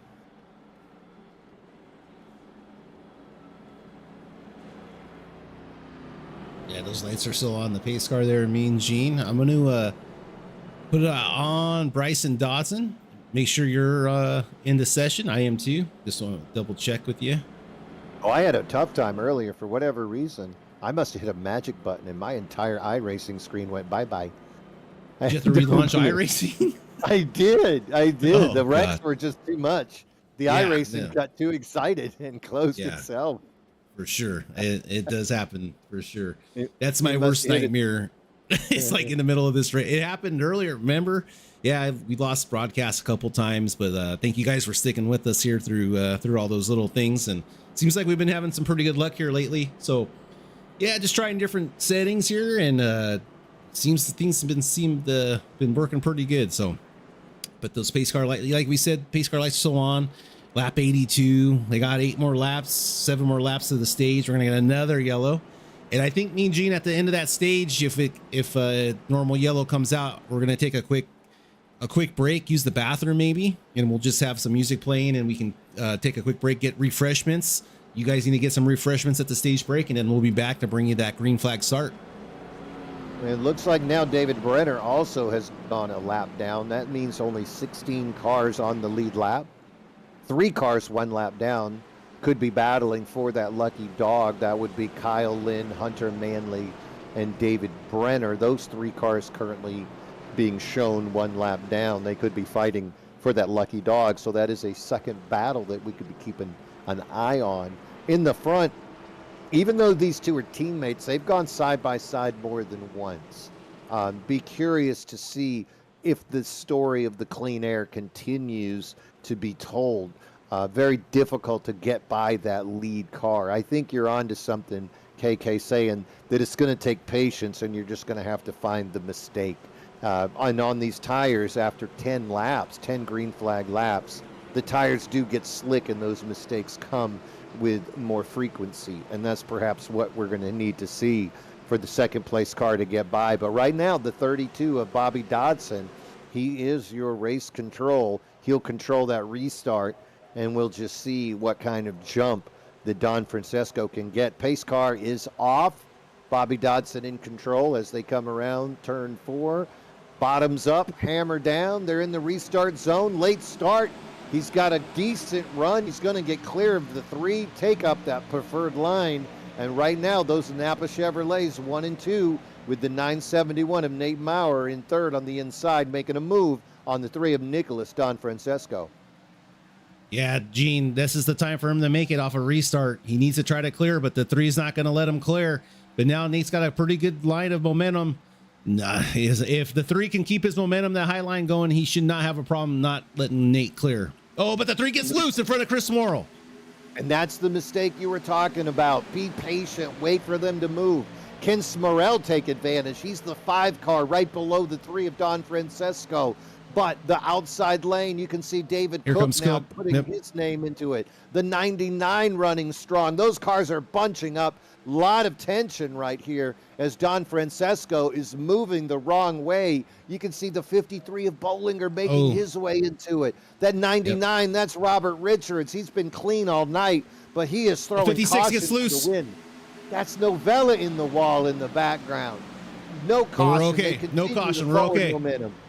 The battle right now, though, is with the 99, Robert Richards, now 53 of Cole Bolander. Now here comes David Cook on the outside, 71. Makes a huge aggressive move, a high side line, blows the doors off of the 5 as he now is going to attack Nate Maurer at the moment. Nate Maurer, he's still running on that bottom line. He's thinking less track means quicker time, but we've seen Cook on the outside prove it wrong as he gets those strong runs behind Nate 71 of Maurer to make a decision and back up into that preferred line. All of this dicing has allowed Dodson, though, to push his lead even further. Half a second, even growing. He wants to get out as far as he can. Lap 87 of 90. It's coming down to the wire here.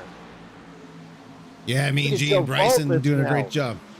Volpus now trying to get by Nicholas Don Francesco. That number 3 Napa car is going the wrong way.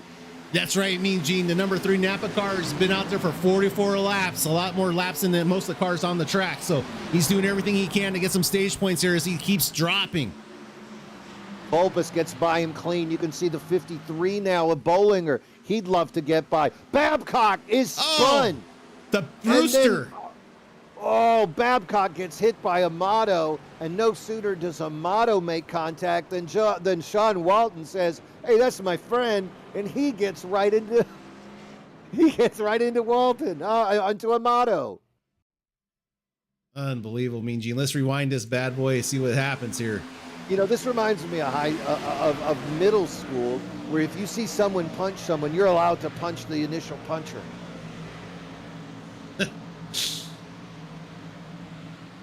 So Amato there, the 3 wiggles. Amato, yeah. And look at the 23, said, "You spin my friend, I'll spin you." Great job though by most of the rest of the field getting by that unscathed. And let's see what MRL officials are going to do. Remember, lap 90 is the end of stage 2. And we are at 89, making our way around. There will be one more flag. I imagine this is going to end under a caution. Or the second stage will end under a caution. On board with the 28 at the time. Let's see what happens here with the 2. You know what? The 2 just kind of wiggles and comes up. It's just a racing incident. I think is going to be what the call is on the racetrack. Oh, the 7 gets tagged by Joe there. Ooh, that's unfortunate for the 7. Yeah, it was. He's just driving by minding his own business. Yeah, that's really unfortunate there from the 7. But the 7's coming in hot. You know, most of the time I get my T-bone steaks when they're in front of me. I don't have to go sideways to get them. No, Joe is on a mission to let he's just trying to spread the word for Omaha Steaks right now. Yeah. We saw the porterhouses were given homage earlier, and now we moved on to the T-bone steaks. A lot of difficulty. They did come down the pits there, so I am imagining that Bobby Dodson is going to be awarded that stage win. Congratulations to that 32 Napa Chevrolet of Bobby Dodson, as he is going to be your winner of stage 2. Good job, Bobby.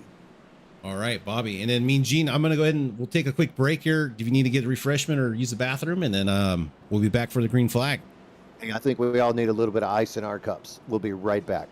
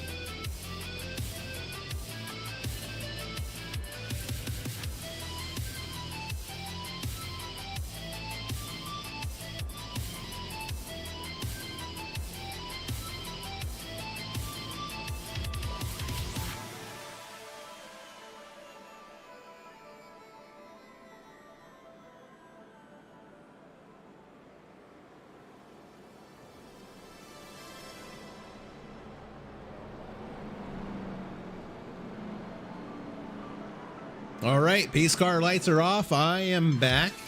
As am I. We are waiting for him to come around. Awesome. Had to get a beer.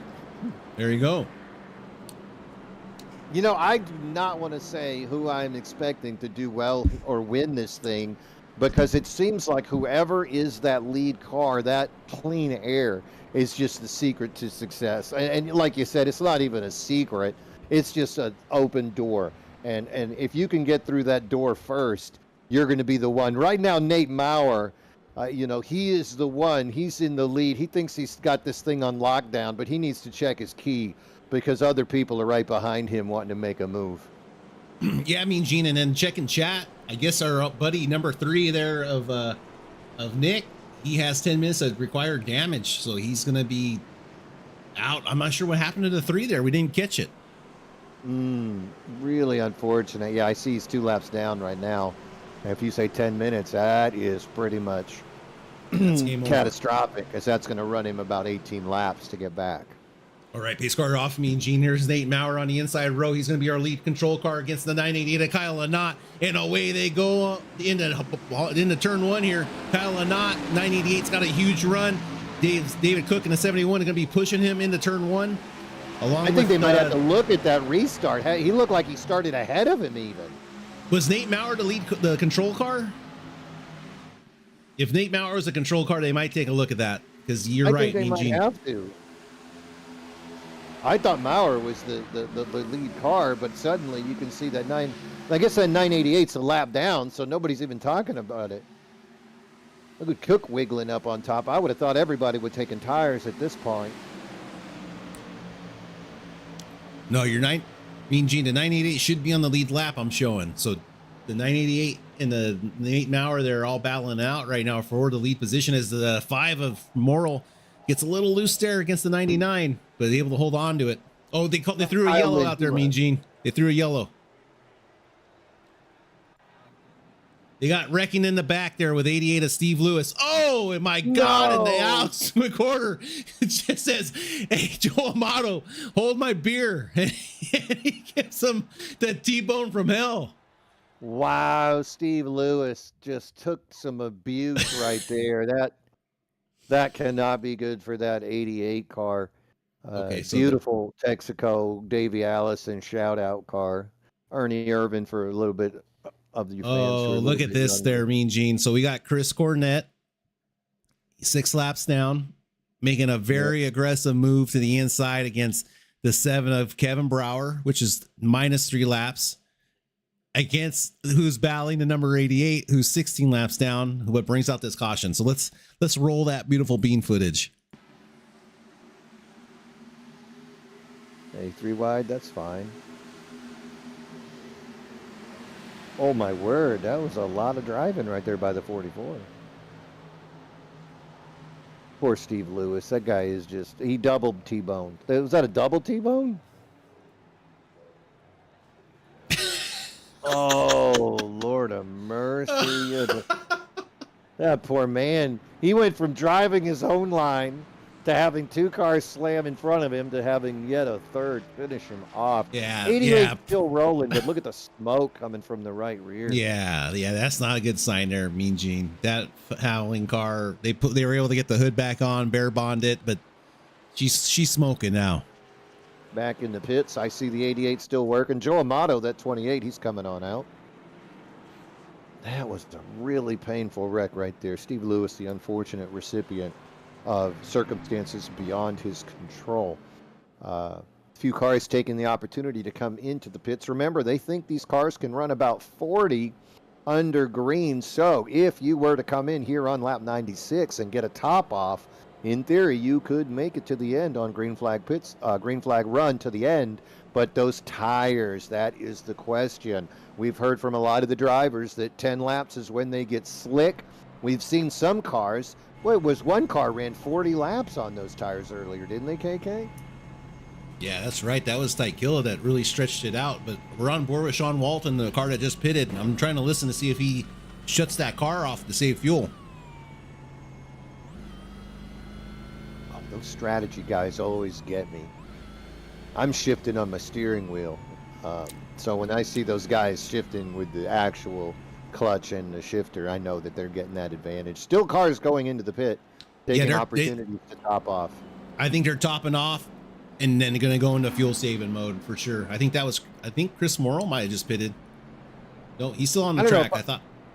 If I'm out there, KK, I'm not thinking about fuel saving mode. I think there's going to be another caution. I'm thinking, let me just get into a position where I can avoid the wrecks. And it's not even as if you could identify a driver that's causing the wrecks. These guys that are involved are some of your lower incident point drivers on the series. So it just seems like the tires, again, not letting these drivers do what they are accustomed to with these cars. So the 10 laps making it slick is just throwing out strategy straight out the window. We've seen guys push some laps to get those good stage wins. Once you're in that clean air, you are in the clear, in the gold zone. But these guys that are a little bit further back, they are the ones that are suffering from dirty air and slick tires. And nowhere is safe. We've seen from 5th place all the way back to 15th, 16th, 25th, even just get sucked up into these crashes, no fault of their own. Currently, KK, I'm looking at 16 cars on the lead lap.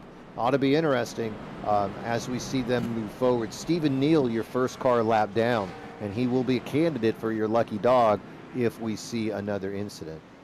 Yeah, I'm hoping they stay green flag here. Sometimes guys get tired of yellow flags. They start driving a little bit differently, but these guys are aggressive, Mean Gene, and aggressiveness equals good racing, and good racing sometimes equals wrecks. So we'll have to hold on to our seats here and hold on and tight and buckle those seatbelts tight and get ready for the end of this race. And lights are off on that pace car, so we are expecting these guys to go green here their next time around. Currently looking at Colin Bollinger. He is your leader and is a new name up there. Congratulations to your 1 series point, Colin. Outside of him, David Brenner. He'd love to get in the lead and get himself some points. Jonathan K. Sabir. Hey, Jordan Marion, welcome to the party, pal. He is running on the outside. He's in that number 4 car.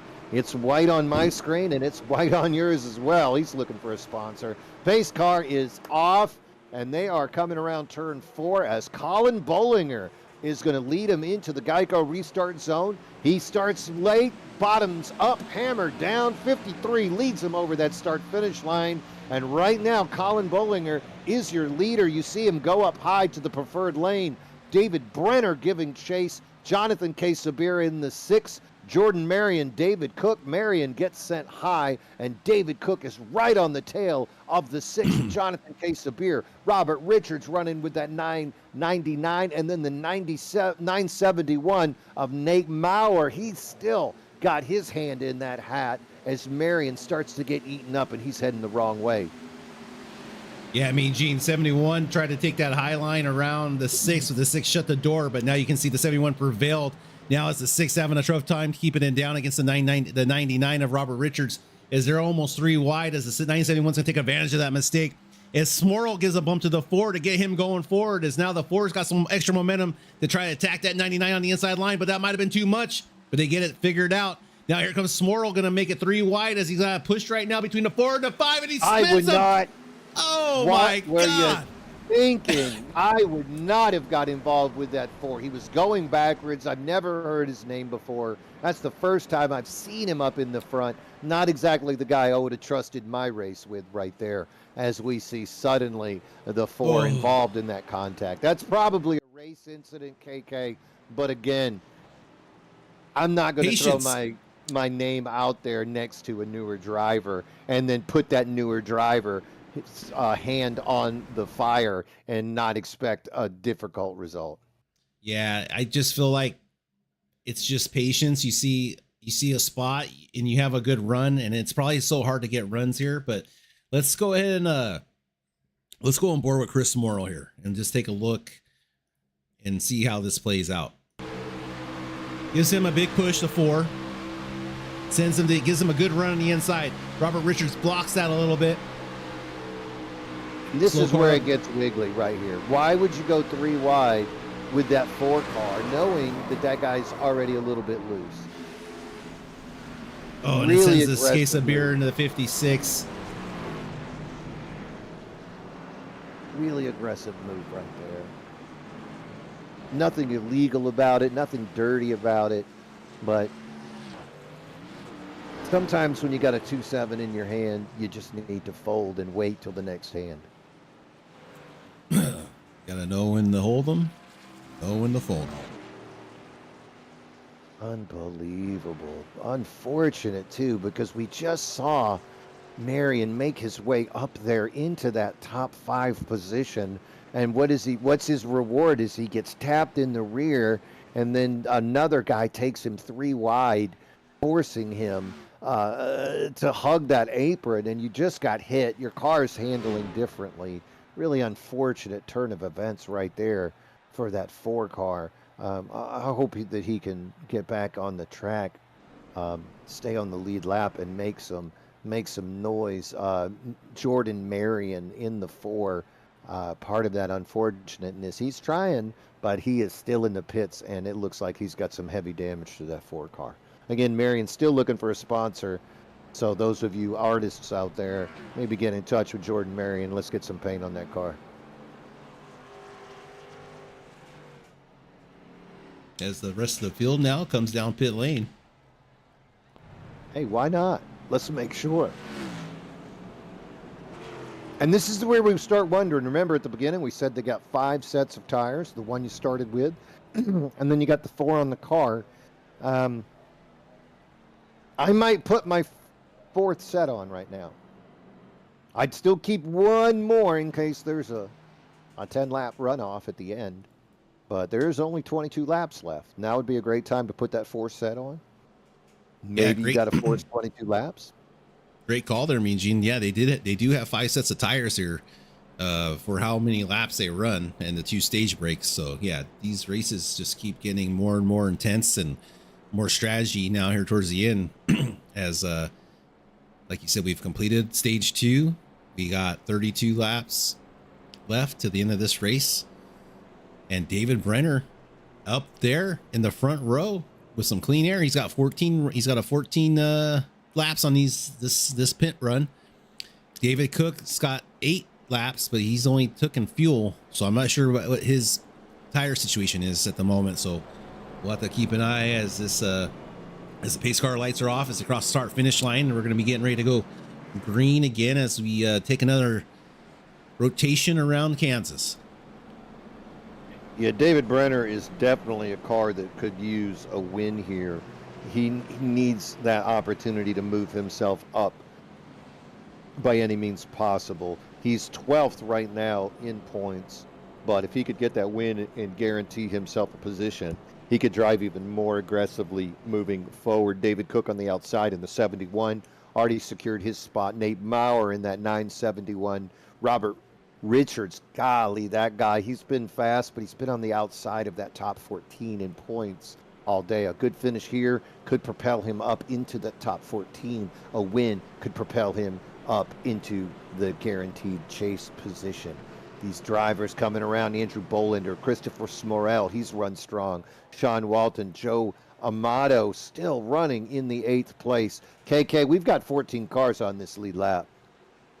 Yeah, it's a war of attrition. This is getting almost Bristol-ish here, type of attrition, but pace car lights are off. Here comes Brenner leading on the inside line. He's getting ready to this Geico restart line, and away he goes, followed by David Cook and Nate Maurer. And here's the battle we need to keep an eye on: is the 71 and Nate Maurer. Let's see who can get out of this P2 and P3 spot.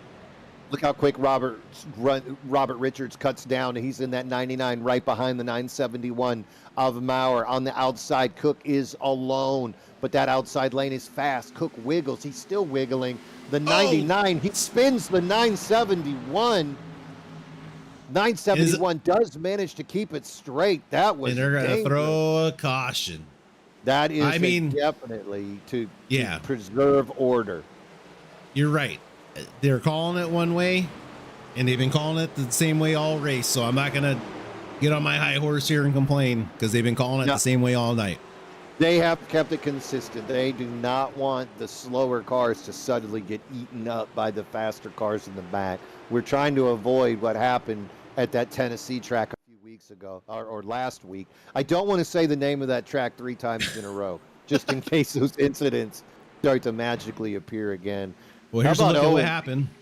Owens just got ate up. Oh, let's go to that replay. And he's on his butt. He is not letting off. No, he's right there on the back. 99's pushing him, but I think these guys work together, I believe. So he's probably trying to help him out, but just help gone wrong right here, I believe.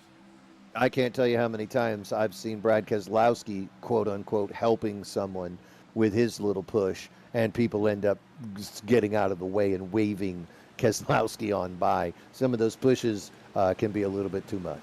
Yeah, and Chris Morrill there does a great job. He almost gets up into the wall there as Robert Richards comes back up and between Sean Walton. So great job there by Chris and the guys to not cause any more damage there with that yellow flag coming out. Robert Richards, though, he really needs to get up into the front of this thing. He's been running strong all day. He's had a pretty good season so far, and a win here today could make it a great season, regular season for him. That's that 99 car right there. He was part of that little wiggle. I'm not sure they're going to call any kind of EOL off of that. That just seemed like he was pushing hard and sent him back. I'm looking. There is still cars coming into a couple of cars did take a pit opportunity there. Yeah, you're right there, Mean Gene. There's Nate Maurer I see going in to maybe get some damage repaired or taking a look at that car. As let's see what he did there on that pit stop. 37-second stop. So I'm not sure if it was just all damage or if he did take some tires. Could have been old damage. I can cheat and see what he did. No tires. Just looks like, oh yeah, tires there. Yep, he did take 4 tires there, Mean Gene. As we take a look at it from a replay. There's 28 laps left. That's a good time as any. Yeah, they just crossed over the line, hitting. They are now on lap 108. Yes, sir. Yes, sir. Owens pulling off. Looks like he's going to get sent backwards. That is your series leader, David Owens, in that 11 on the apron. He is 29th position right now, 36 laps down. Quite unfortunate for him.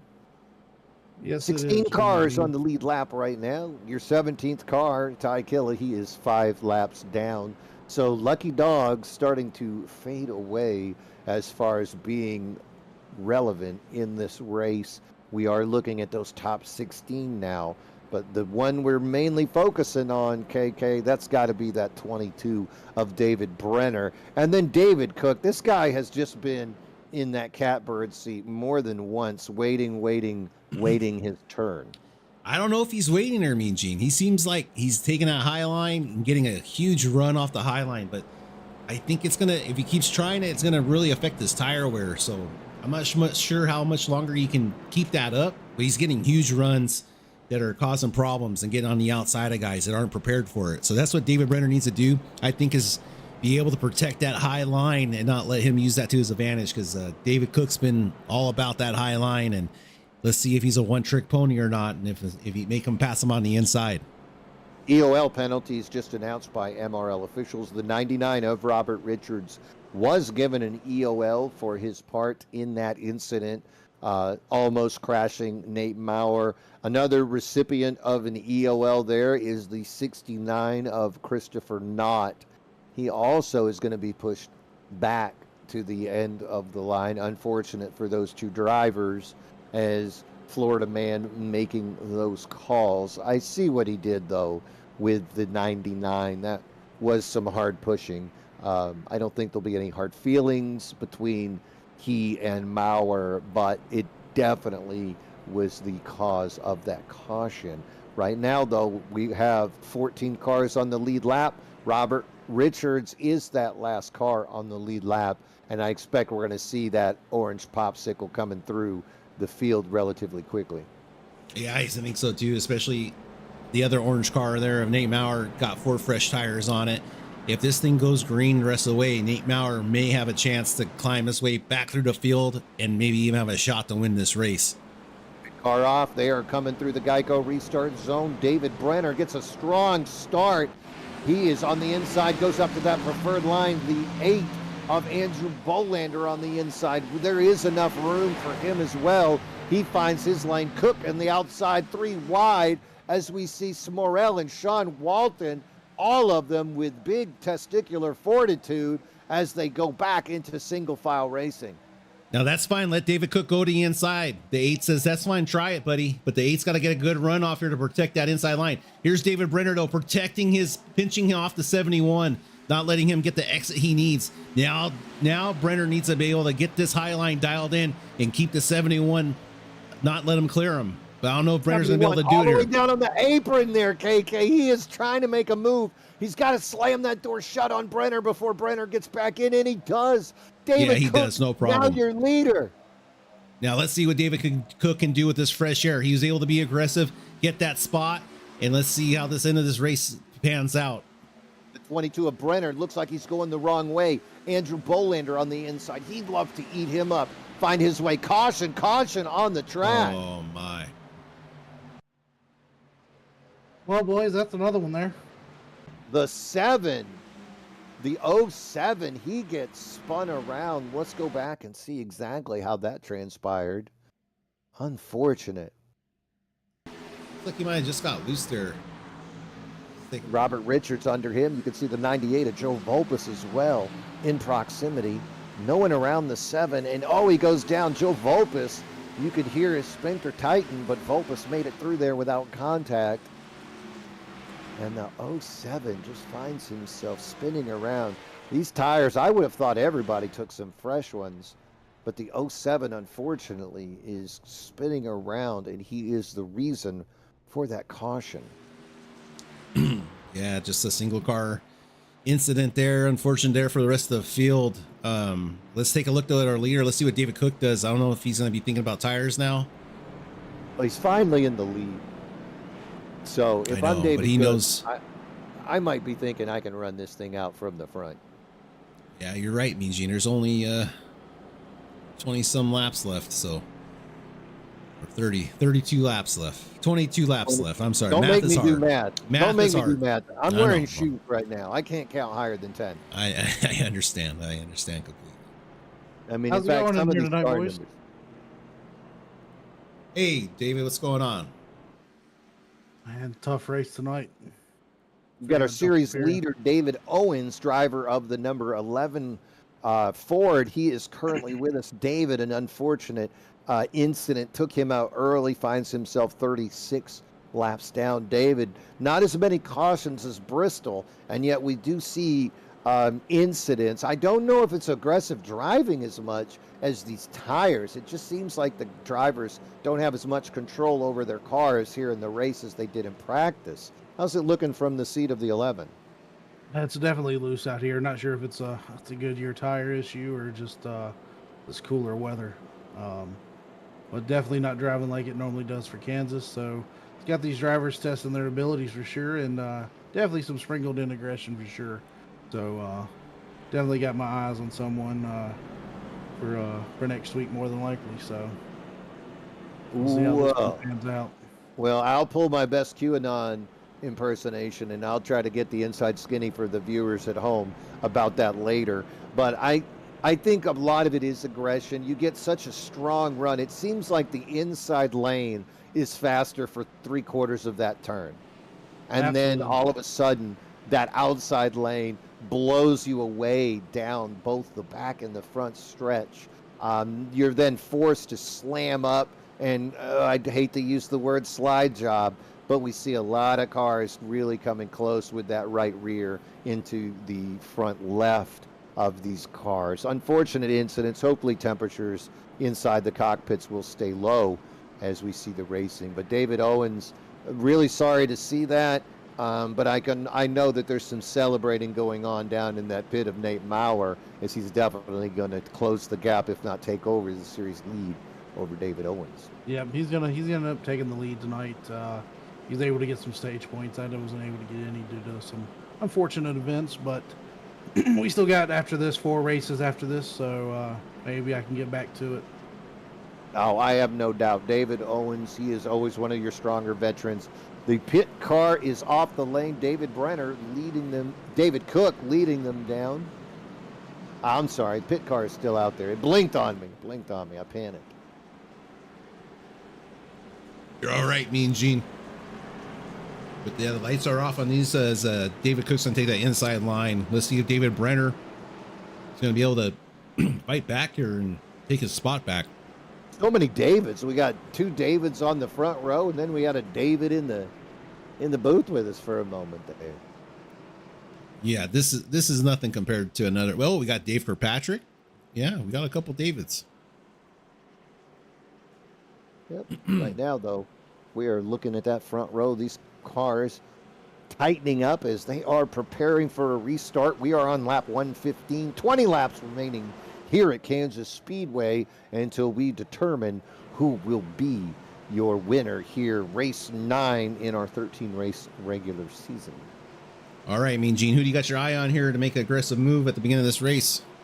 You know, I'm going to pull a name out that you haven't even thought of at this point, and I'm going to look at Christopher Smurrell. That number 5 has been lurking and avoiding the wrecks. I wouldn't be surprised if he can hug that apron and get in the lead. Pace car off, bottoms up, hammered down. David Cook in the 71. He's on the inside, leading him into the Geico restart zone. Look at that jump. He gets the inside lane strong. He's taken that A to Bolander with him, but Brenner with a good run on the outside in the 22. And we are live once again here at Kansas Speedway. Yeah, Mean Gene, the 8's going to be holding them to drag racing down the back stretch into 3 here.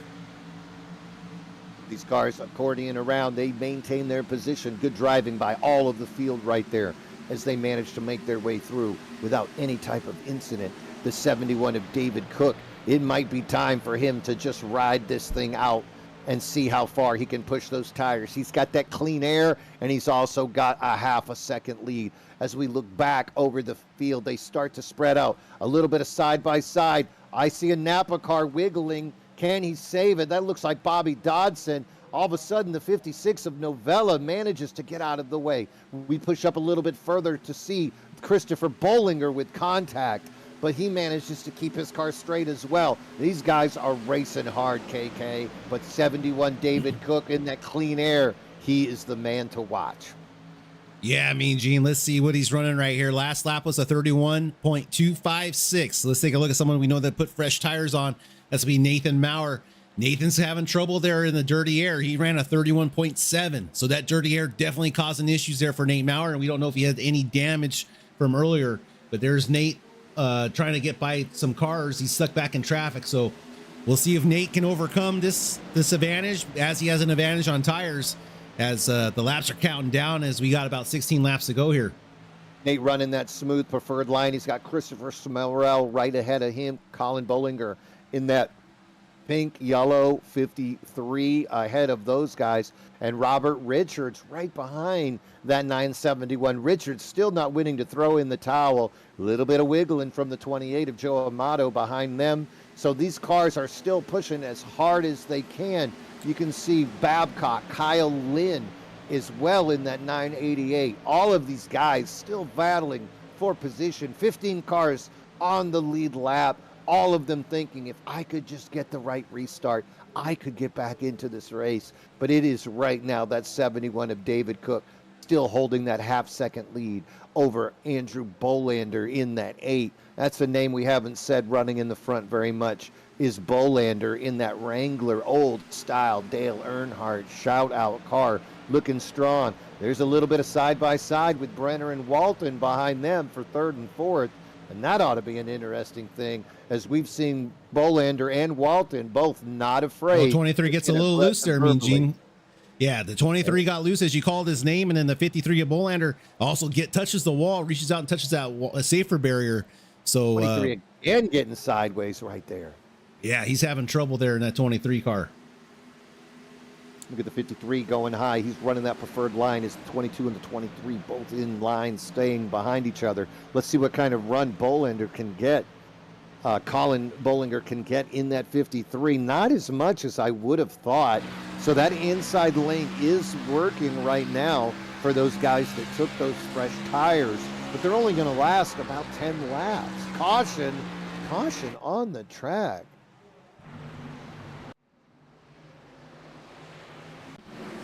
Chris Morrill on the number 5. Looks like he's going to take a spin from the 988. Let's take a look at what happens here, Mean Gene. I am also looking at another incident. It looks like the 988, who was that? It was the 988 of Kyle Lynn also having a little incident. Yeah, I think him and the 5 there. I'm not sure if something happened to Chris's car, because Chris just loses a ton of speed here. Here comes Kyle. Boom. It almost sounds like Chris loses a motor. Did Chris lose a motor? Let's go on board and listen again. Let me pause it, go gyro. Let's listen in.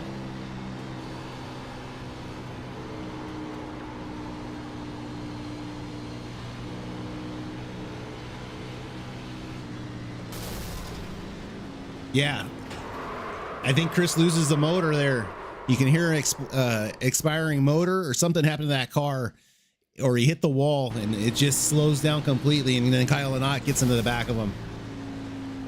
Unfortunate for Kyle Lynn. He is pushing that car as hard as he can on the lead lap, looking to move forward, and suddenly he just finds himself caught up in no fault of his own, as we are now under caution again. 11 laps remaining here at Kansas Speedway. David Cook trying to hold on against the 8 of Andrew Bolander. David Brenner, Sean Walton, Colin Bollinger, all part of that.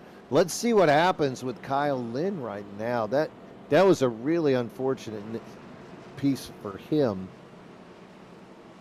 Yeah, I mean, Gene, I'm just impressed by David Cook. He's able to stay out there on older tires, keep pace, keep the lead. I mean, he's doing a great job out there. I was really expecting him to fall off on speed, but I mean, that just goes to show you the importance, like we talked about the clean air.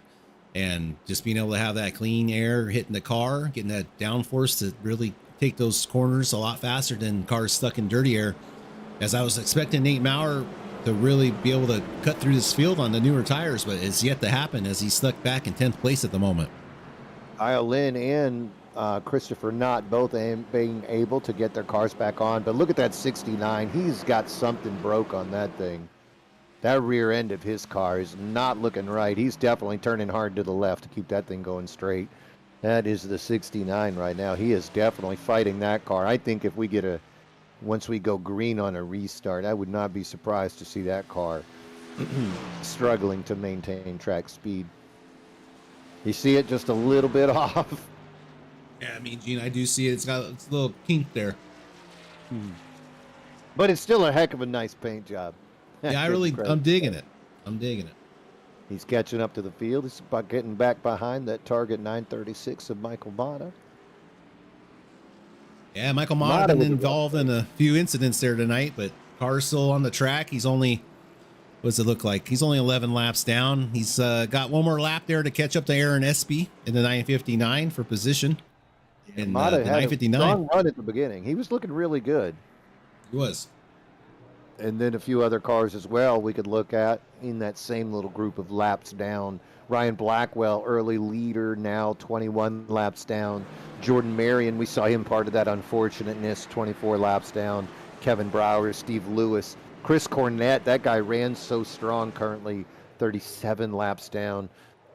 It's really unfortunate to see these guys fall back down, but that's the thing with no quick repair.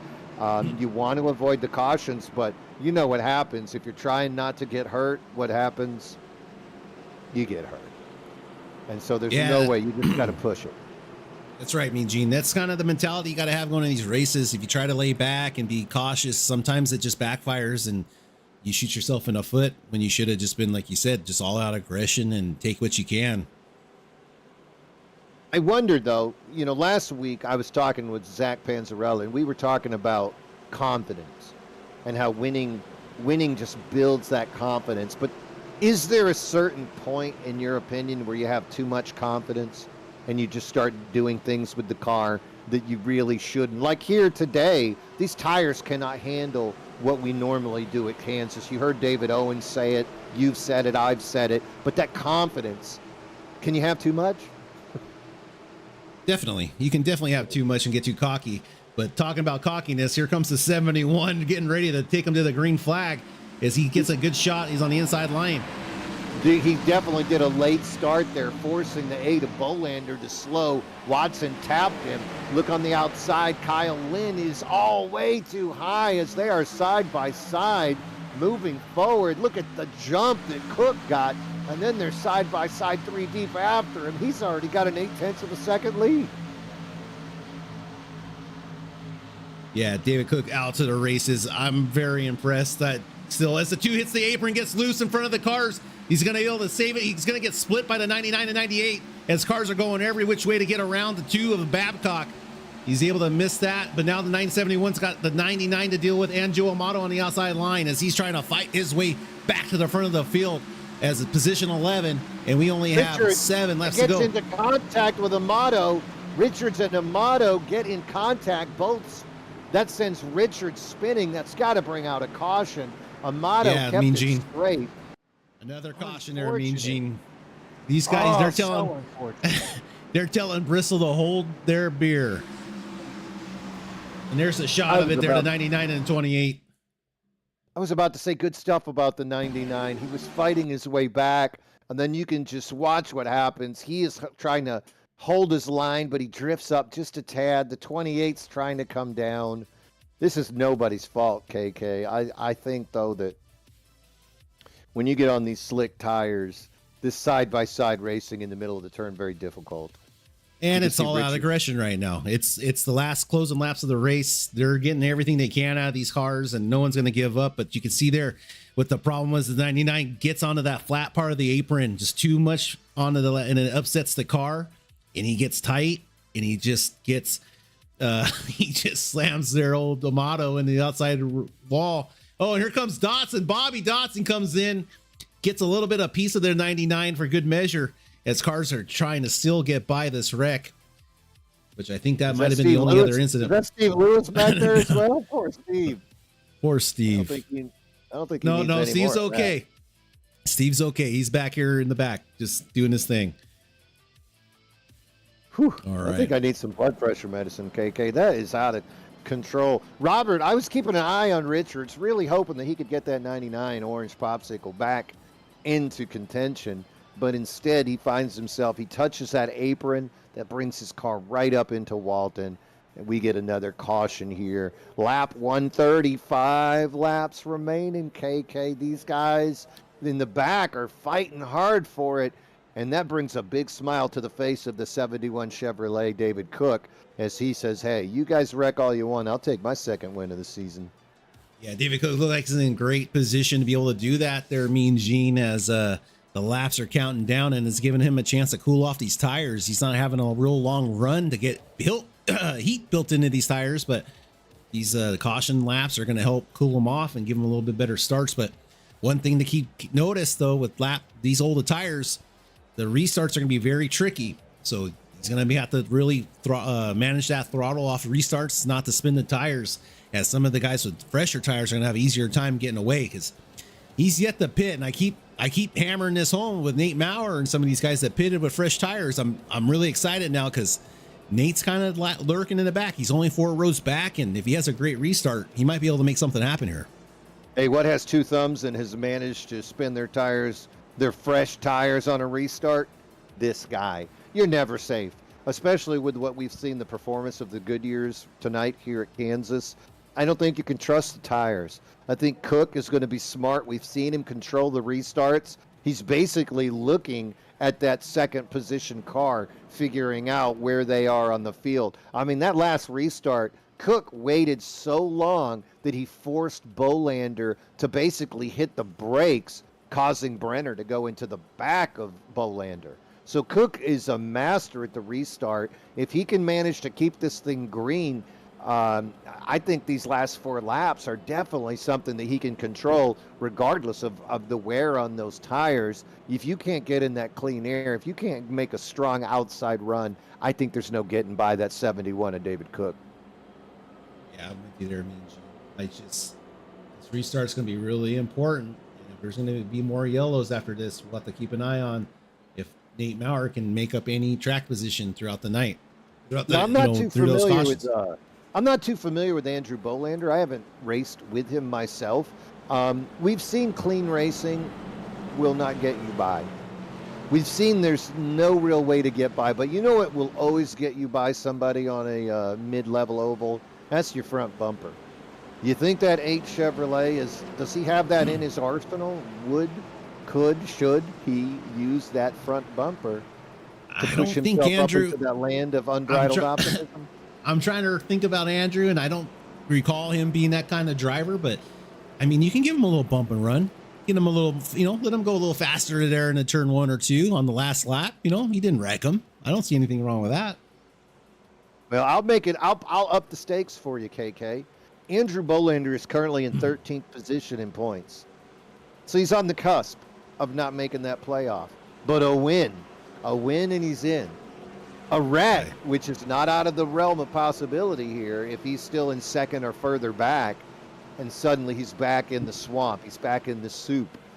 I don't know. Let's keep an eye on that 8, the 22, the 53. Hey, I tell you who will use the bumper, and that's that 23 of Sean Walton there. That's right. Right now, he's in that 3rd row. The pace car is off, and the 71 of David Cook, he is on the inside as he is going to lead him into the Geico restart zone. He waits again, and Bolander forced to let off. Bolander, no good start. I mean, almost stays on his quarter fender. Oh, but there goes David Cook shutting the door on him. Look at Womp Womp. He gets down. He'll take it 3 wide. He ain't afraid. He's in 5th right now. The 53 on the outside 3rd position, running that preferred line. Hard run by Kyle Lynn as he is on the tail of the 53. David Brenner on the inside, 22, hugging that apron in 3rd place. The 8 of Bolander would love to make a move on 71, but Cook with that clean restart, using all the track right now as he only needs to lead for 1 more lap. That's right, Mean Gene. Only 1 more lap, and he could have this thing in the bag, and it looks like he might have it there as he's got that clean, fresh air, and no one's able to touch him. Right now, we've only got 12 cars on the lead lap. Really 2 to go, strong Mean running. Gene. I think 2 to go. 71 leading the laps. The 8 of Bolander in second. Behind them, you can see Brenner. You can see Kyle Lynn, Sean Walton, Nate Maurer. He is running 7th. He's going to take over the series lead if he can hold this position. Brenner cuts inside on the 53 of Bollinger, but he holds his position that outside lane so fast. And look at the gap that Cook continues to put on. The 8 losing speed, giving Bollinger the opportunity. Bollinger and Bolander side by side. There's too many beasts, KK. Too many bowls, but here comes David Cook, gonna come across that start-finish line, and he's gonna pick up his 2nd win here at Kansas Motor Speedway. Great racing here at the end after we got through those yellow flags finally. As yeah, congratulations to David Cook. He was the strongest car. He stayed out front most of the race and was able to dominate from that position. So, well, hats off to David Cook in the 71 for a great race. Winner, winner, chicken dinner. Kyle Lynn carrying a lot of speed through this track right now. The race is over as he is closing the gap. Curious. No, and he's just going to take it into the pits. Oh, we do have incident in the further back in the field. Oh, Andrew Bolander hit again. Not sure what that incident was. Oh, my word. The 8 went right into the 53. That looked very painful. Let's take a look at these after race shenanigans. Not sure exactly what we're looking at.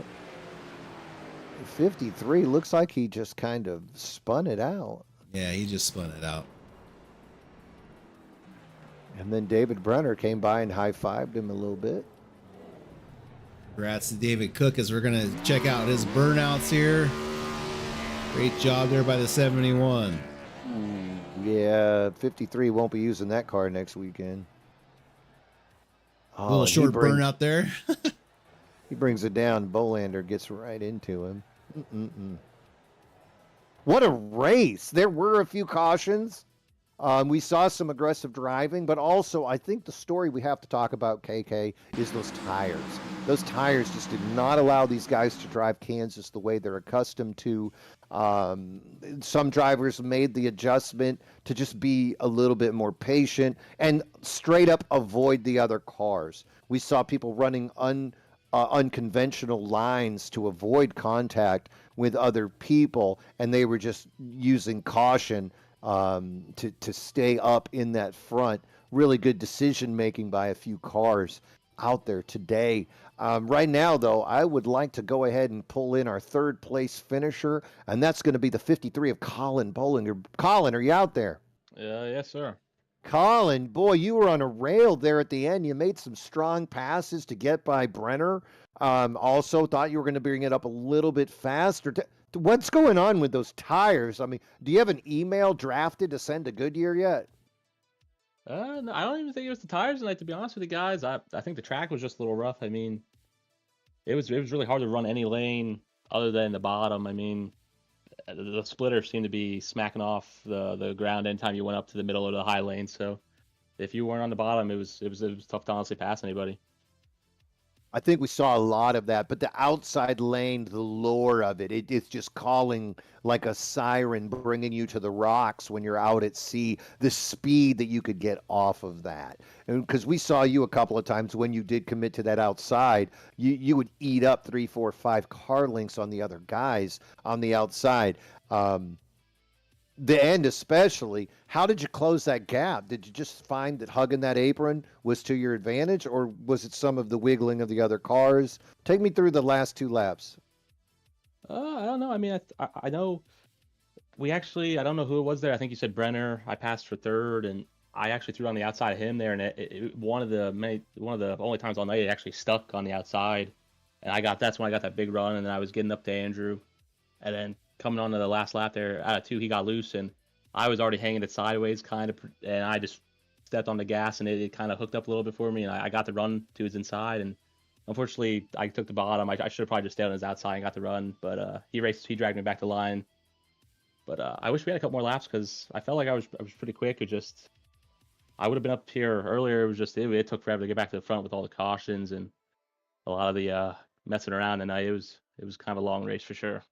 It was. I think definitely we saw you as one of the more successful cars cutting through the field, but that top, once that lead car got into the clean air, it almost seemed impossible to pass that guy. Ladies and gentlemen, 53 Colin Bollinger, strong run in that 53 Toyota. Great run today, bud. Thanks for the show.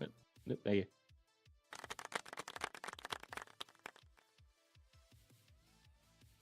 Next on the docket, we've got your second place finisher, the number 8 Chevrolet, Andrew Bolander. Andrew, are you there, buddy? Yeah, I'm here. I'll tell you what, man, you don't sound too happy. Do you think there was an opportunity for you to have gotten into the front, or do you think there was just too much foolishness going on behind you? A little bit of both, but I've been close to win one of these races for another one for about 2 years now, and just keep on getting seconds and thirds. One of these days we'll get a win. Well, that was something that we talked, Kevin and I talked about a little bit, is it seemed like no one could get by the lead car. Whoever was the lead car, legitimate driving could not get that second place car by it. And we were discussing the viability of your front bumper and if you were going to use it. You didn't use it. You ran it clean. Any regrets? If you find yourself in that position again, is the bump and run a legitimate tactic? Depends on who's in front of me. But I've used it before, but I mean, I try to do it as clean as I possibly can. You don't have to say any names, Andrew. That's I won't do that to you. That's not very fair. But I do like your answer. I think it does definitely matter who's in front of you. It's not so much a rival or someone you dislike, but when in Rome, if somebody else is going to use those tactics, I think then you're perfectly justified to use them as well. Clean race, my friend. You were 13th in points. I think we're going to see you jump up. I sense a little bit of sadness in your voice, not getting up to make that run. Maybe if we'd have seen a few more laps, Colin Bollinger also saying he would have liked to have seen a few more laps. But Andrew, really strong race in that number 8 Chevrolet today. Looking forward to bigger things from you the rest of the year, my friend. Thank you, and good win, David. And speaking of David, here he is, the number 71 Chevrolet of David Cook, taking his second win of the year. They say you're a rookie on paper, but my friend, you are not a rookie on the asphalt. How does it feel to bring and pilot that car to your second win of the year? Oh man, it feels amazing. Yeah, it's one thing getting it on the road course. It was like an uphill battle. It felt like getting it for the oval, so I'm very happy right now. Oh, I mean, you didn't just lead laps. Once you got into the front, each time it just seemed like you had that car on a rail. What was going on up there? Was there just like a light at the end of the tunnel and you aimed the car there? Some people were slipping and sliding, but not you. That car was just on a rail. What was your secret? Well, I had gotten back to 5th, I think, at one point in the race, and yeah, the air was really bad coming off the corner, so I figured I needed to get out of there really quick and get back up into the top 3, and so that's kind of what I worked on, just making sure I did that, and good pit stops, and after that, it was just staying in the top 2 and seeing what I could do from there, and yeah, it was just clean air tonight, I think, and whoever was out front, it was, I think, a signed, sealed, delivered. Yeah, really good. But we did see you were one of the few cars that could actually make a pass on the lead car. You did that immediately following a restart, letting you get back up into the lead. You got to be proud of that because not a lot of guys can say that they actually took a pass for the lead on the track. And you were one of them that did it. Anybody want to give a shout out to tonight, David? Sure do. My parents are watching. Thank you. I got my little dog Enzo watching. My sponsor, simwrapmarket.com. So go check them out if you like the paint scheme. And thanks to the broadcast and everybody watching. Appreciate you guys.